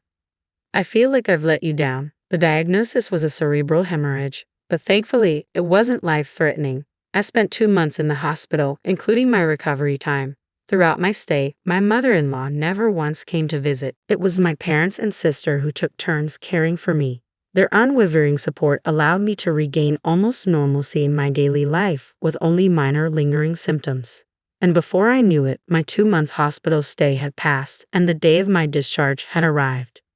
I had initially planned to temporarily stay at my parents' place, but upon returning home to gather my belongings, I was greeted by a startling sight. What? Where's the house? What happened? I exclaimed, unable to comprehend what I was seeing. My mother-in-law appeared as though she had been expecting me. Congratulations on being discharged. I didn't expect you to look so well. It seems there are minimal lingering effects, and I can resume my usual routine. I'm relieved to hear that you're doing better. But what happened to the house while I was in the hospital? I inquired, my mind reeling with questions. Well, you see, I sold it for around $150,000, she replied matter-of-factly. What do you mean you sold it without consulting me? I demanded, incredulous. I had a friend who was eager to live in this area. Her husband works nearby, and they needed a place urgently, so I went ahead and sold it, she explained casually.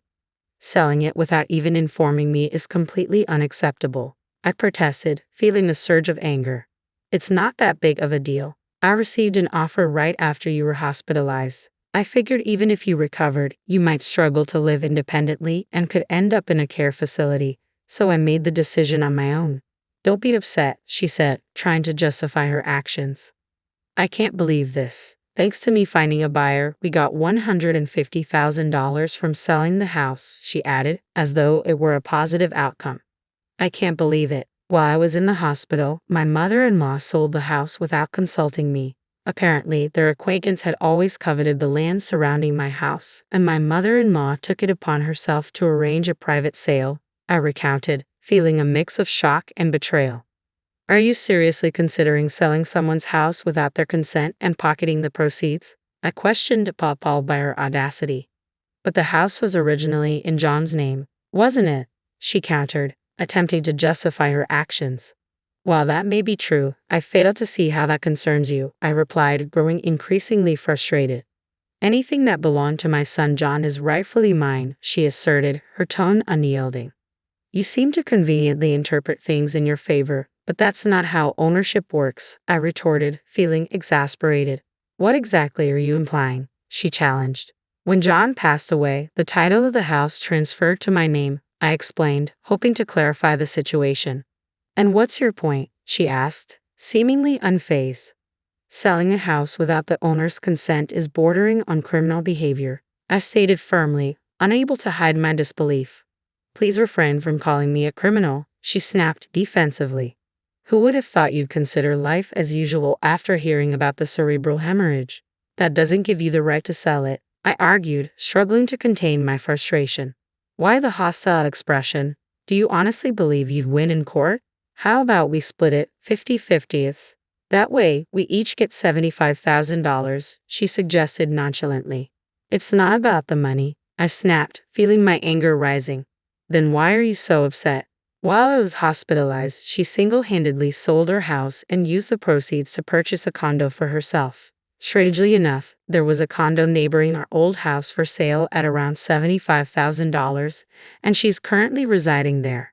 To top it off, she relocated my belongings to her new place. It seems that during those 2 months of my hospitalization, she doubted the severity of my condition and took it upon herself to make significant decisions. It was time to confront the self-centered woman with the truth.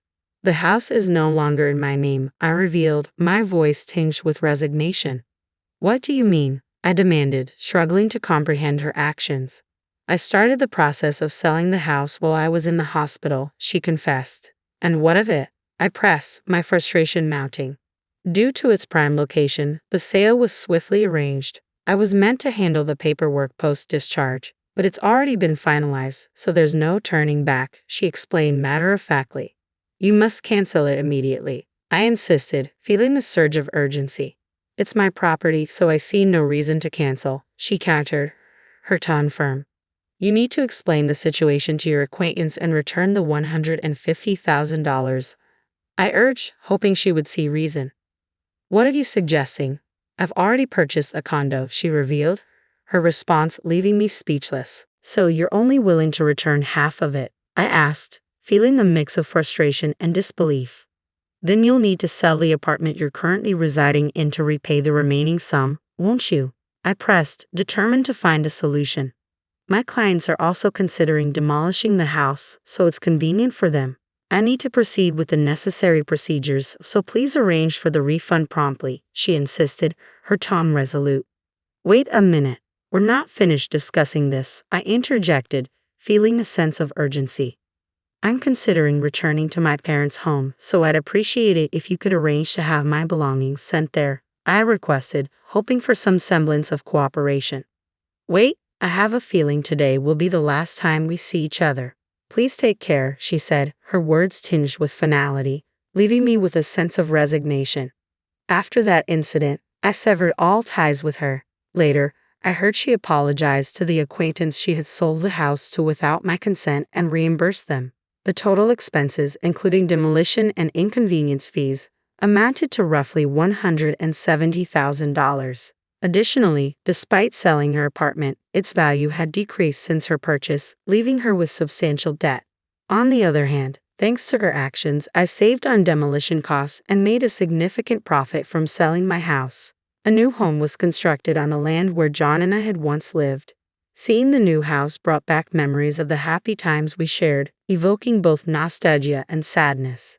Despite my reservations, I decided to visit the site. To my surprise, someone I never wished to see again appeared. Well, it's been some time, hasn't it? She greeted me. Why are you here, mother-in-law? I asked, taken aback by her unexpected presence. I'm heading to work, she replied casually. You're going to work now? I questioned, surprised by her response. Yes, she affirmed. So you've started working? I inquired, puzzled by this newfound revelation. I'm drowning in debt because of you, I accused. How can you say that? I'm not responsible for your financial troubles, she retorted defensively. What happened to the assistance you promised with my apartment? I pressed. Our relationship has ended, so any previous agreements are null and void, she replied coldly. John would be devastated by all of this. I would tell him the same, I stated, my voice tinged with sadness. What do you mean? She inquired, her tone softening slightly. John always prioritized me and treated me with kindness. He was considerate, wasn't he? I reminisced. What's your point? She asked, sensing where the conversation was heading. You used to blame me every day, saying that John's death was my fault, I reminded her. And it's the truth. How do you think John would feel if he knew? She fired back. Mother-in-law, if it weren't for John, you would be in a much worse situation, I pointed out. Are you still going to insist on that? Will it change anything? She challenged, her tone bitter with resentment. I have no interest in being lectured by you. With all the money you now have, you should take on some of the debt burden. After all, we're still family, aren't we? She retorted, her tone tinged with bitterness. I never truly cared for you, but I intended to support you because you're John's beloved mother, I confessed. Well, that's the least you can do, she replied, her voice laced with expectation. However, I can't overlook some of the hurtful things you've said and done since my stroke. I can't simply forget the pain caused by your words, I admitted, feeling the weight of unresolved grievances. That was months ago. It's time to let go of grudges, she insisted, brushing off my concerns. It's not easy for the person who was wounded by those words to simply move on, I countered, my frustration mounting. You're quite stubborn, aren't you? Call it what you want, she dismissed, showing no remorse. I'm no longer involved. By the way, shouldn't you be at work by now?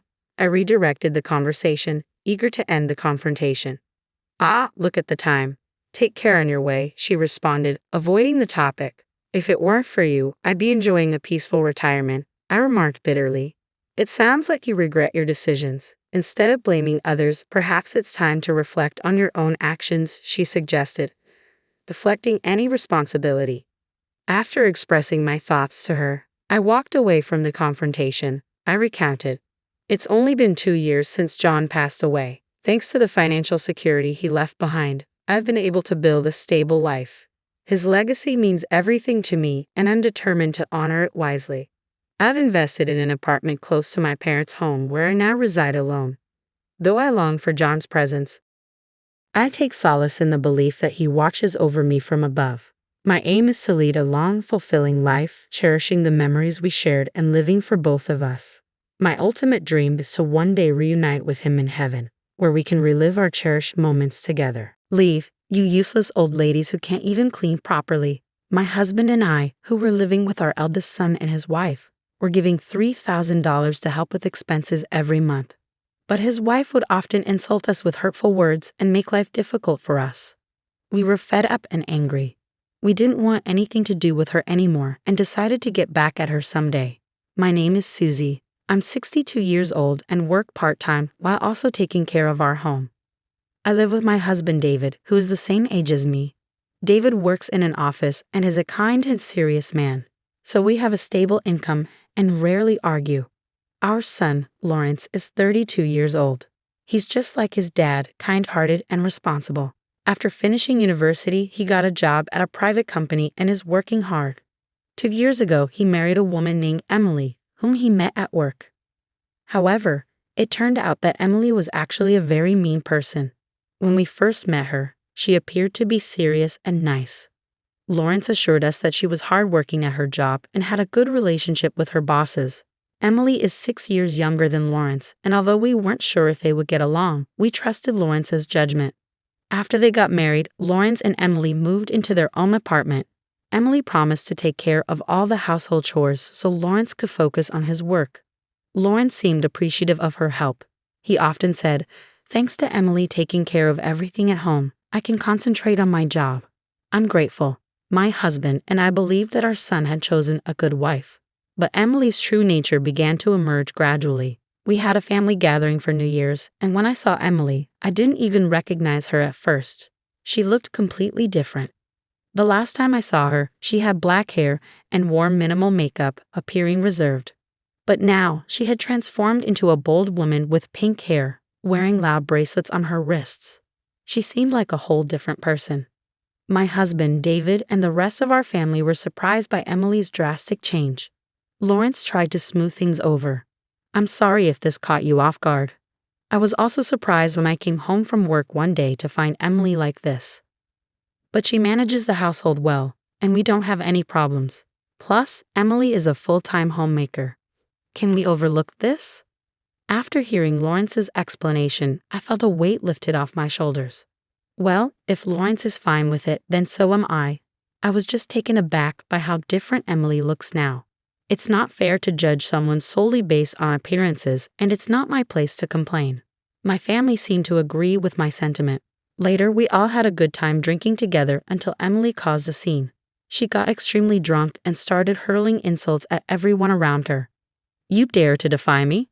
I once took down 3 classmates at once back in middle school. It became evident that she had a tendency to become aggressive when intoxicated. She even directed hurtful words at me and David, yelling, "Stop clinging onto life needlessly, you old pests. Nobody is pleased that you're still alive." Her words cut deep. There's a limit to what's acceptable, even under the influence of alcohol. David looked furious, and Lawrence was visibly shocked. "Hey, even for a drunken conversation, you've crossed the line. Apologize." However, Emily didn't even listen to Lawrence. "You dump all the chores on me, then have the guts to lecture me, a weakling like you. I could take you down in a heartbeat." Emily kept on with her verbal assault, causing chaos and trouble for everyone around. Eventually, she passed out from the alcohol and the tension eased, but the mood remained sour. Everyone was furious with Emily. Then one of the relatives brought up Emily's earlier claim about defeating classmates. "Was she a troublemaker in the past?"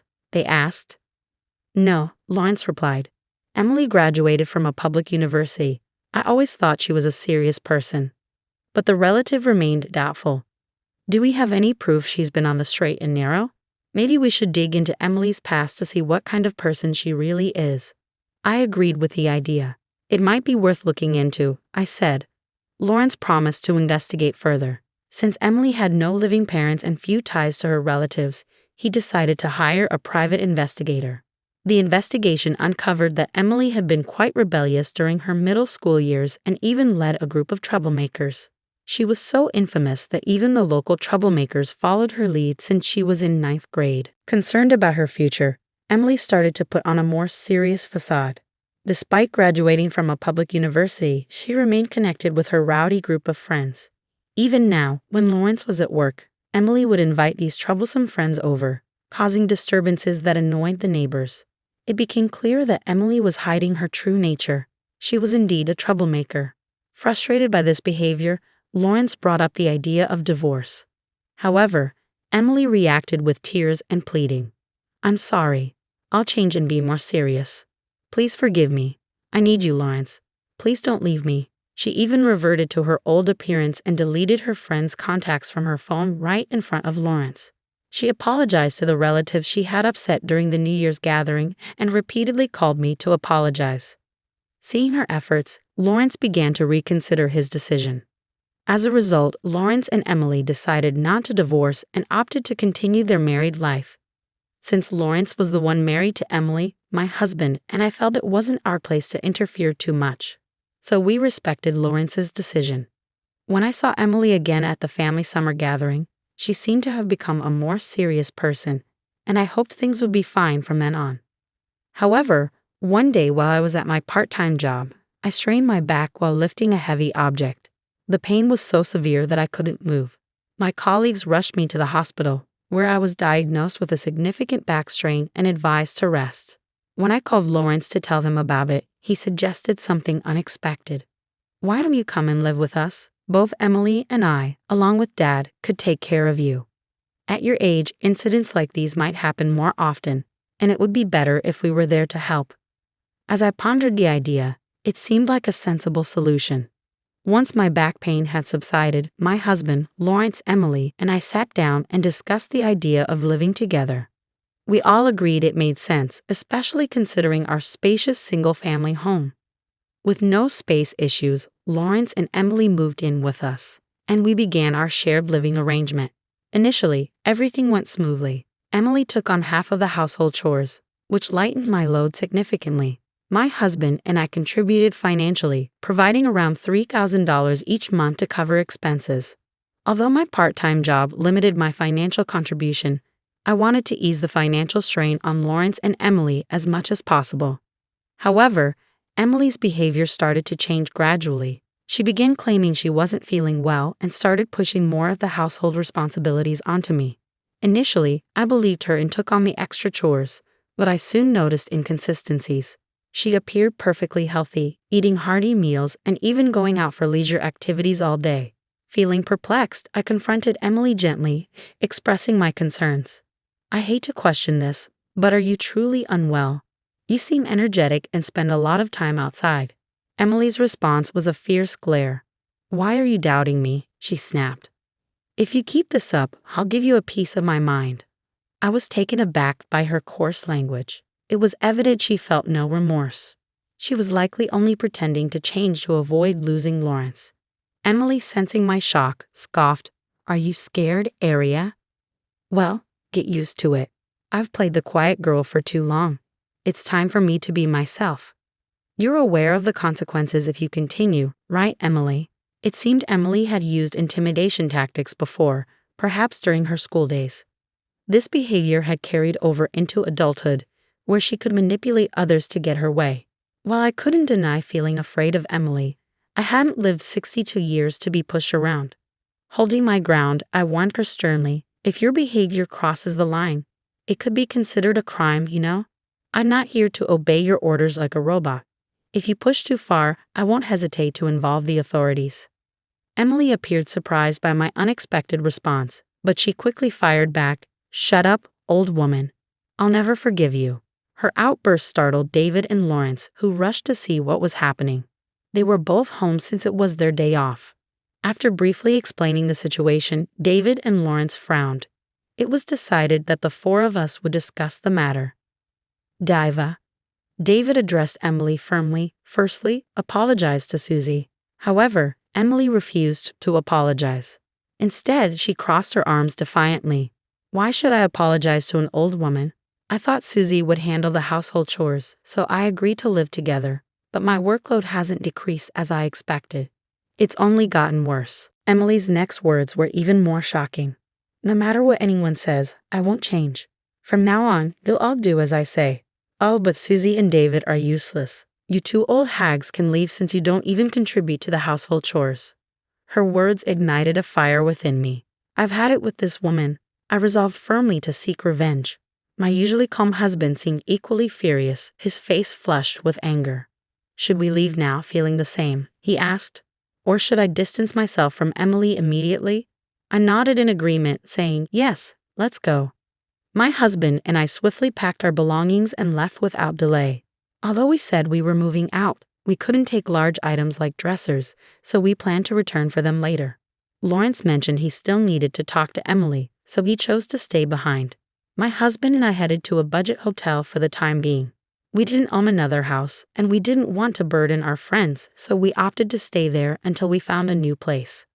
The next morning, Emily began bombarding my cell phone with calls starting at 8 a.m. Initially, I considered ignoring them, but her persistence was relentless, with 20 calls in just 1 hour. Though I regretted not blocking her number sooner, I felt a twinge of curiosity about her intentions, prompting me to answer once. "Hello, is this Susie?" Emily's voice sounded unnaturally sweet on the other end. Instantly, I sensed mischief brewing, and frankly, it gave me the creeps. From her serious demeanor to her sudden shift to a cutesy persona, I couldn't help but wonder how many faces Emily could wear. Regardless, one thing was clear. I couldn't trust her, no matter which version showed up. Realizing the futility of continuing the conversation, I simply replied, "No, thank you," and promptly ended the call. I blocked her number and barred her from all messaging apps to prevent further contact. My husband, observing my actions, followed suit. As a united front, we decided to cut off all communication from Emily indefinitely. Later in the afternoon, Lawrence called me. "Mom, I've divorced Emily. I left the house early this morning and just submitted the divorce papers." He explained that when he had informed Emily of his decision the previous night, her response had been dismissive. "Try if you can." With no hesitation, Lawrence proceeded with the divorce. Upon hearing this news, I couldn't help but feel relieved. Staying with someone like Emily would never lead to happiness. I shared with Lawrence that Emily had called earlier, acting strangely cutesy. Lawrence's expression soured at the mention of Emily's behavior. You know, back when Emily was rebellious, she would resort to acting cute to smooth things over with her boyfriend whenever things got awkward. She's incredibly naive if she thinks that tactic will work now that we're all adults. His sentiment resonated with me completely. Emily's been cheating too. What, really? I was genuinely taken aback. The thought that she would add infidelity to her already despicable behavior was beyond belief.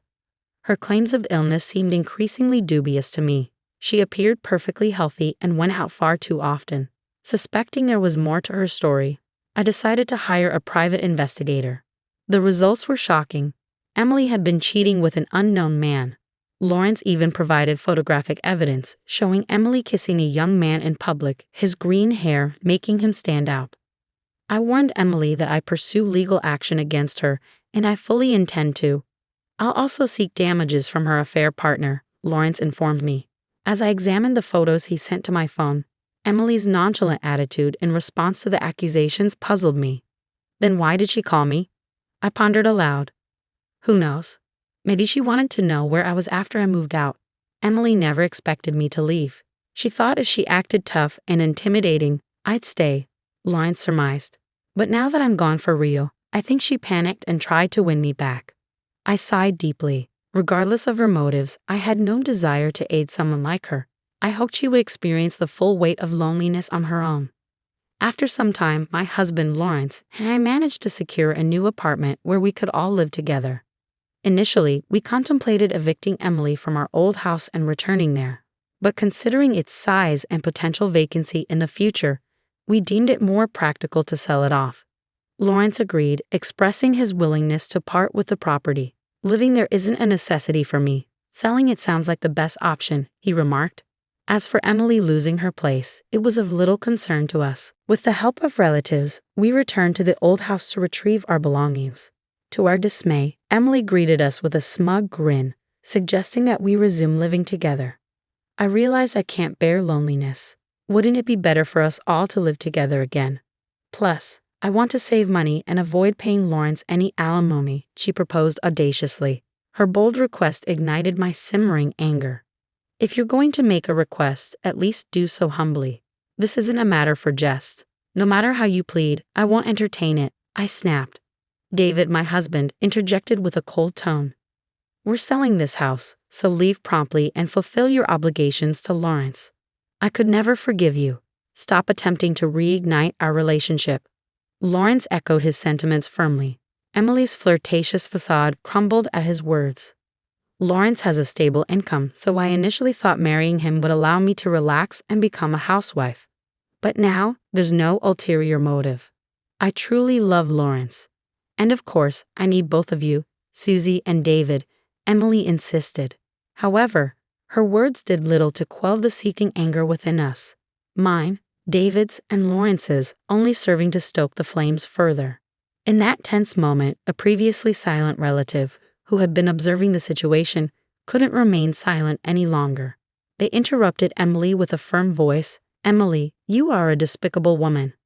If you have so much to say, why don't we settle this with a fair fight? You seem confident about your strength.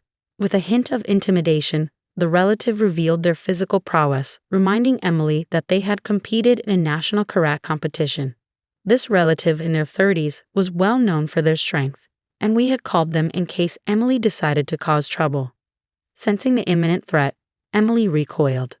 No, I don't want to fight. Once you leave, don't ever bother Susie and the rest again. Leave quickly, but before you do, offer a proper apology, the relative warned in a low voice, exuding an intimidating presence.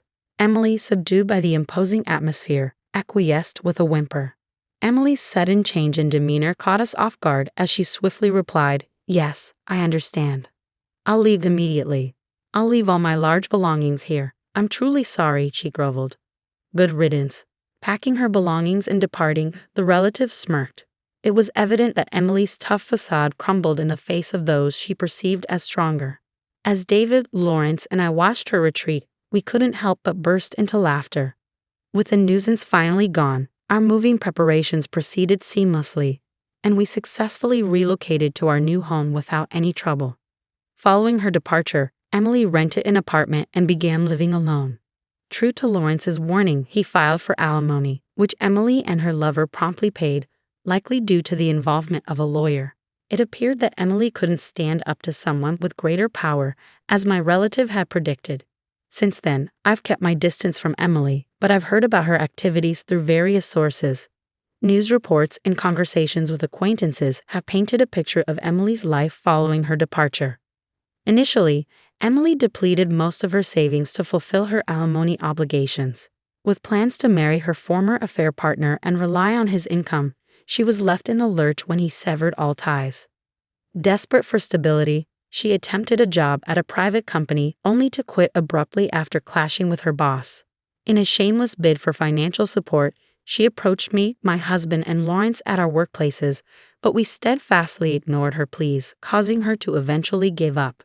Facing mounting debt and rejection from her former associates, Emily's desperation led her to assault one of her gang members in a fit of rage, resulting in her arrest and subsequent imprisonment. My husband, Lawrence, and I couldn't help but feel that she had reaped what she sowed. Emily had a history of troublemaking, never showing any remorse for her actions. It seemed only fitting that she face the consequences of her behavior behind bars, where she could hopefully reflect on her choices. In stark contrast, my husband, Lawrence, and I were enjoying peaceful, contented lives. The three of us lived harmoniously together, and we even had plans for a trip on our next extended weekend. Our apartment offered the convenience of easy cleaning and proximity to the station, making it a wise choice for our new home.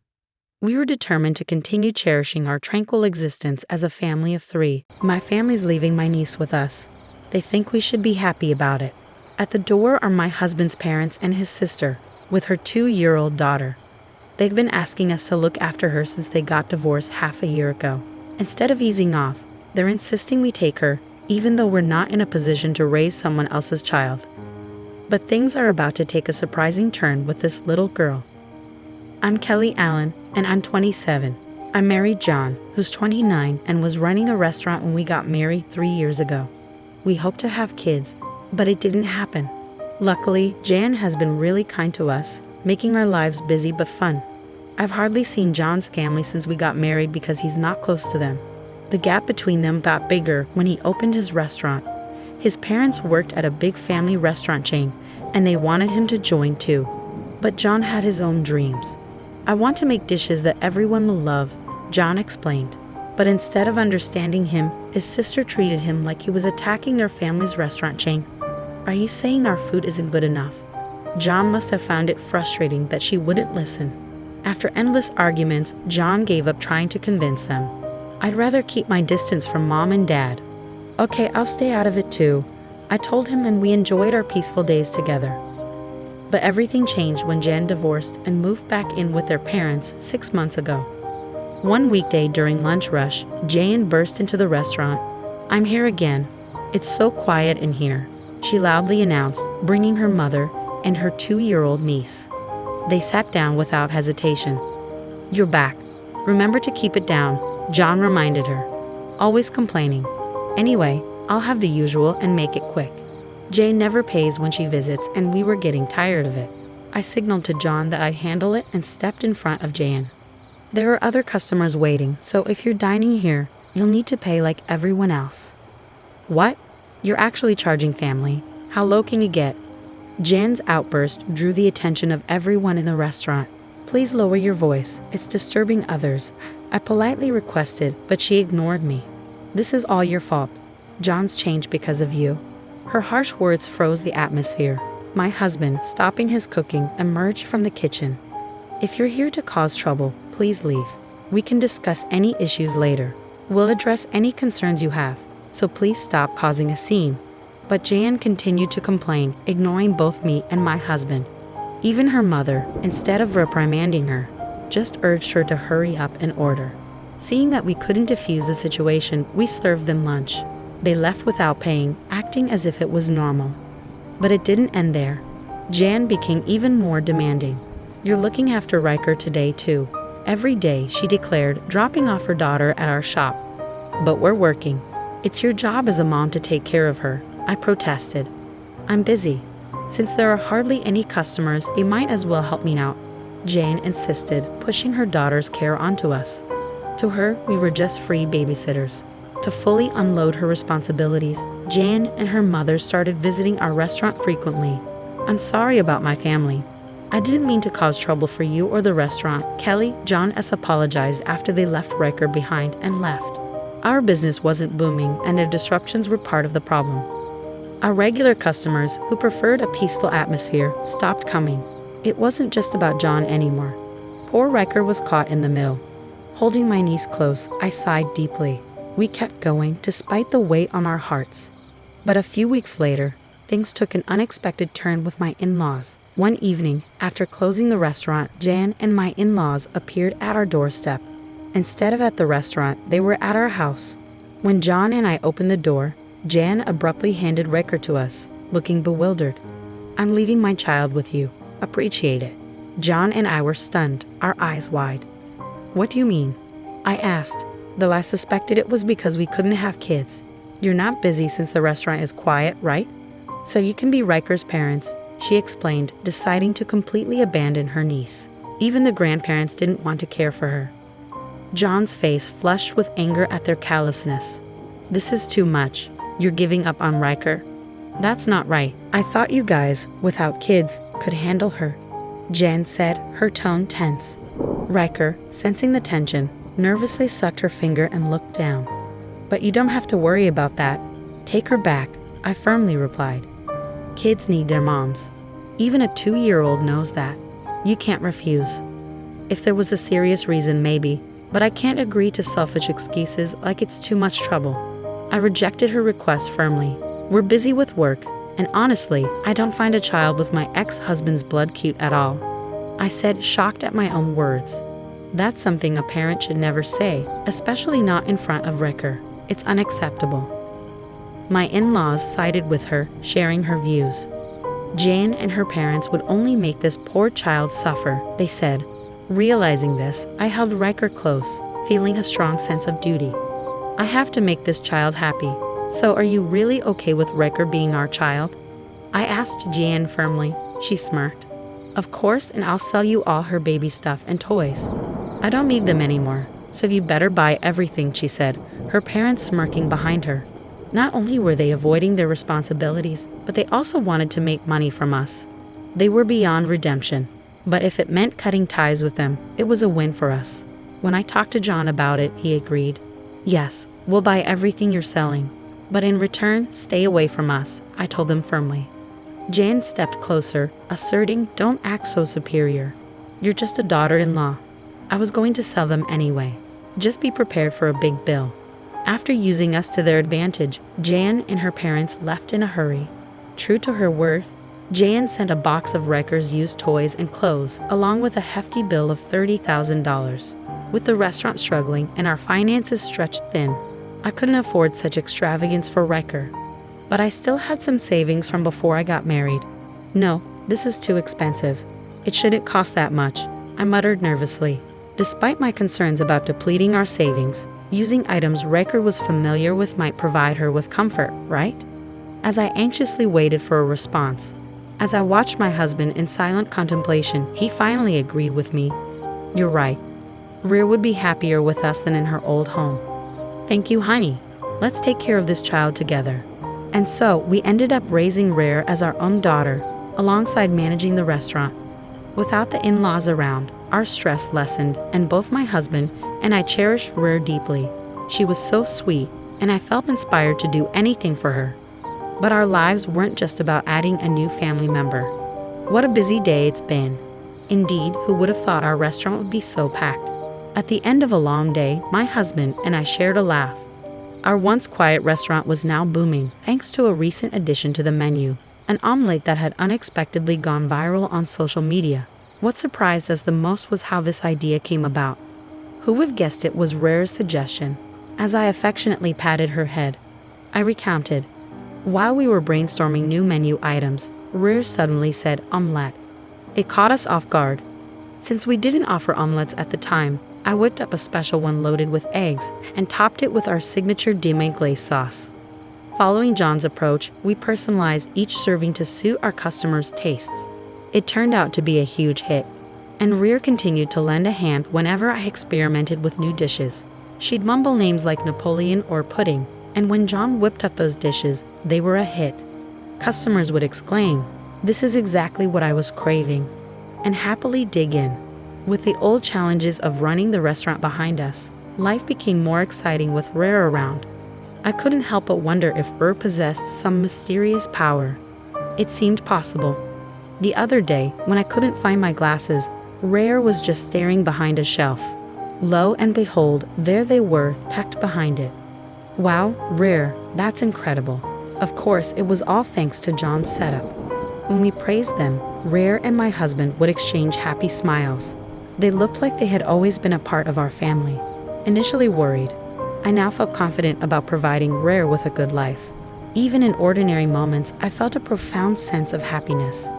But then, something unbelievable caught my attention. What's this? Hey, come see this. John, glancing at his phone, exclaimed in surprise. Intrigued, I peered over to look at the screen, where a news article was displayed. The contents shocked me so much that my eyes widened. Can this really happen? Surprised, Rare observed us, then grabbed a box of building blocks and slowly offered it to us. We shook it, hearing something inside. Is there something in here? I asked, meeting Rare's serious gaze. If Rare was this focused, there must be something important. We carefully examined the blocks and were stunned. An underlying anger began to simmer within me. To think she had hidden something like this. Unforgivable. Despite my anger, we knew we had to wait for the right moment. A few weeks later, in the dead of night, Jan and I were startled awake by the doorbell. Careful not to disturb Rare, we cautiously opened the front door to find Jolie standing there with disheveled hair. Give me back my daughter, now. Her sudden demand left John and me exchanging looks. Weren't you the one who left her with us? What's changed now? Weren't we supposed to stay out of each other's lives? I challenged, but before we could shut the door, Jolie forcefully wedged her foot in, refusing to leave. She's my child. I'm here to take her back, she insisted. We explained it wasn't possible, but Jolie kept pushing to take her daughter, causing a scene. Frustrated by her selfishness, I sighed deeply and crossed my arms. Please don't take your frustrations out on us because of your work troubles, I said. Caught off guard, Jolie's face flushed red with embarrassment. What? How did you know about that? She stammered, clearly flustered. Recalling the recent news I had seen on John's phone, it was about a scandal at the chain restaurant where Jolie's family worked. They had been caught using expired ingredients to save money, leading to a widespread food poisoning incident. The backlash on media and social platforms had been severe, and the chain's reputation had taken a nosedive. Everything was fine until we gave up our daughter, and then this happened. It must be because she's gone, I mused. Jolie, clearly facing severe consequences, erupted in anger. What are you talking about? Rare has nothing to do with this. No, she's not involved, I assured her. Since then, everything had been going downhill. According to Jolie, their troubles didn't end there. Her mother lost a wallet containing a large sum of money, and her father was involved in a car accident that cost $6,000 in damages. Jolie blamed Rare for their misfortunes. Since you took Rare, your restaurant has been thriving. It's hard not to think she's involved. Her words left John and me speechless. While we couldn't blame Rare for all their misfortunes, we couldn't deny the strange coincidence. Maybe I should help them a bit. Despite their actions, it's hard to watch them suffer, I pondered aloud. But before I could say more, Jolie raised her voice sharply. With that child, we would be secure, and all this misfortune would come your way instead. Her words extinguished any sympathy I had. We will never give Rare back to you. It's only been a few months, but we've grown to love her as if she were our own. We can't hand her over to someone who only wants her back for their own gain, I declared, glaring at Jolie with a firm expression. Don't speak to my wife like that. Your greed is apparent. I care for Rare far more than you ever did. I won't let her go, no matter what. Please, leave, John added, his tone resolute. I couldn't forgive Jolie for treating her own daughter like a commodity, something to exploit. Our restaurant's success was due to John's meticulous attention to detail, seasoning and presenting each dish according to our customers' preferences. He had utilized hints from Rare to cater to individual tastes, offering rich flavors, light options, or a touch of spice. His creative plating, including edible flowers for Instagram-worthy dishes and generous portions for hearty appetites, had become a hit. While Rare had contributed to our success, it was John's dedication that truly made a difference. She's not a cash cow to be returned, I retorted with disdain. Jolie's face twisted with resentment as Jan looked at her with pity. No matter how much you protest, my decision won't change. I don't want to see you again, Jan stated firmly. With calm resolve, I handed Jolie a flash drive that she hadn't noticed before. Our misfortunes aren't because of Rare, but a consequence of actions like yours, right? Jolie's face paled as she recognized the drive. That's the one my parents and I have been searching for. How did you get it? It came out of the toys, I replied calmly. It might actually be worth what you paid for it, I remarked. The flash drive had been inside the box Rare handed to us, and considering her mysterious abilities, I believed there was a reason she had handled it. To our surprise, the drive contained data from a secret ledger, revealing receipts from suppliers and evidence of inflated charges. Rare's parents, former executives at the company, had been embezzling funds by overcharging for ingredients and pocketing the excess. The calculation showed embezzled funds totaling about $2 million. Rare had sensed something was wrong and hid the drive, along with some blocks. I can't believe we missed it even after searching the house, Jolie muttered in disbelief. She snatched the flash drive from my hand, looking relieved. I've already informed your company, she declared confidently. But as the reality of her actions sank in, she began to tremble. No, if they find out about the embezzlement, our lives are over, she confessed, her bravado crumbling. Begging for forgiveness, she pleaded with us to help cover up her crimes. But her past actions couldn't be erased. My husband, firm in his resolve, advised against forgiveness. There's nothing more we can do but face reality, he muttered. As Jolie dialed the phone with trembling hands, tears streaking her face, I listened to her conversation with my in-laws. It was a bitter reckoning for them all. They screamed in shock and then asked to speak with me. As soon as I took the phone, my in-laws pleaded, "Please, you have to do something. We're begging you." I listened in silence, but after a moment, I took a deep breath. You must face the consequences of your own actions. Goodbye.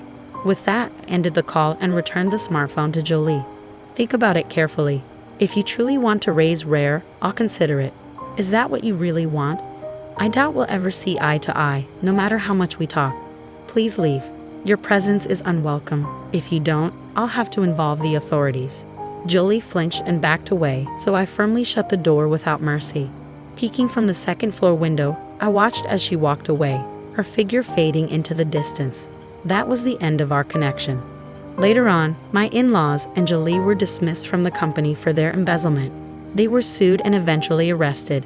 After serving their sentences, they would have to repay the $2 million they stole. Even after their release, they would endure the consequences for a long time. It's true what they say, you reap what you sow. Meanwhile, we officially adopted Rare as our daughter. Jen and I continued to manage our restaurant and witness Rare's growth. Our business thrived, and while the extent of Rare's abilities remained unknown, one thing was certain. Jan and I loved Rare more than anyone else. After all, she was our precious daughter,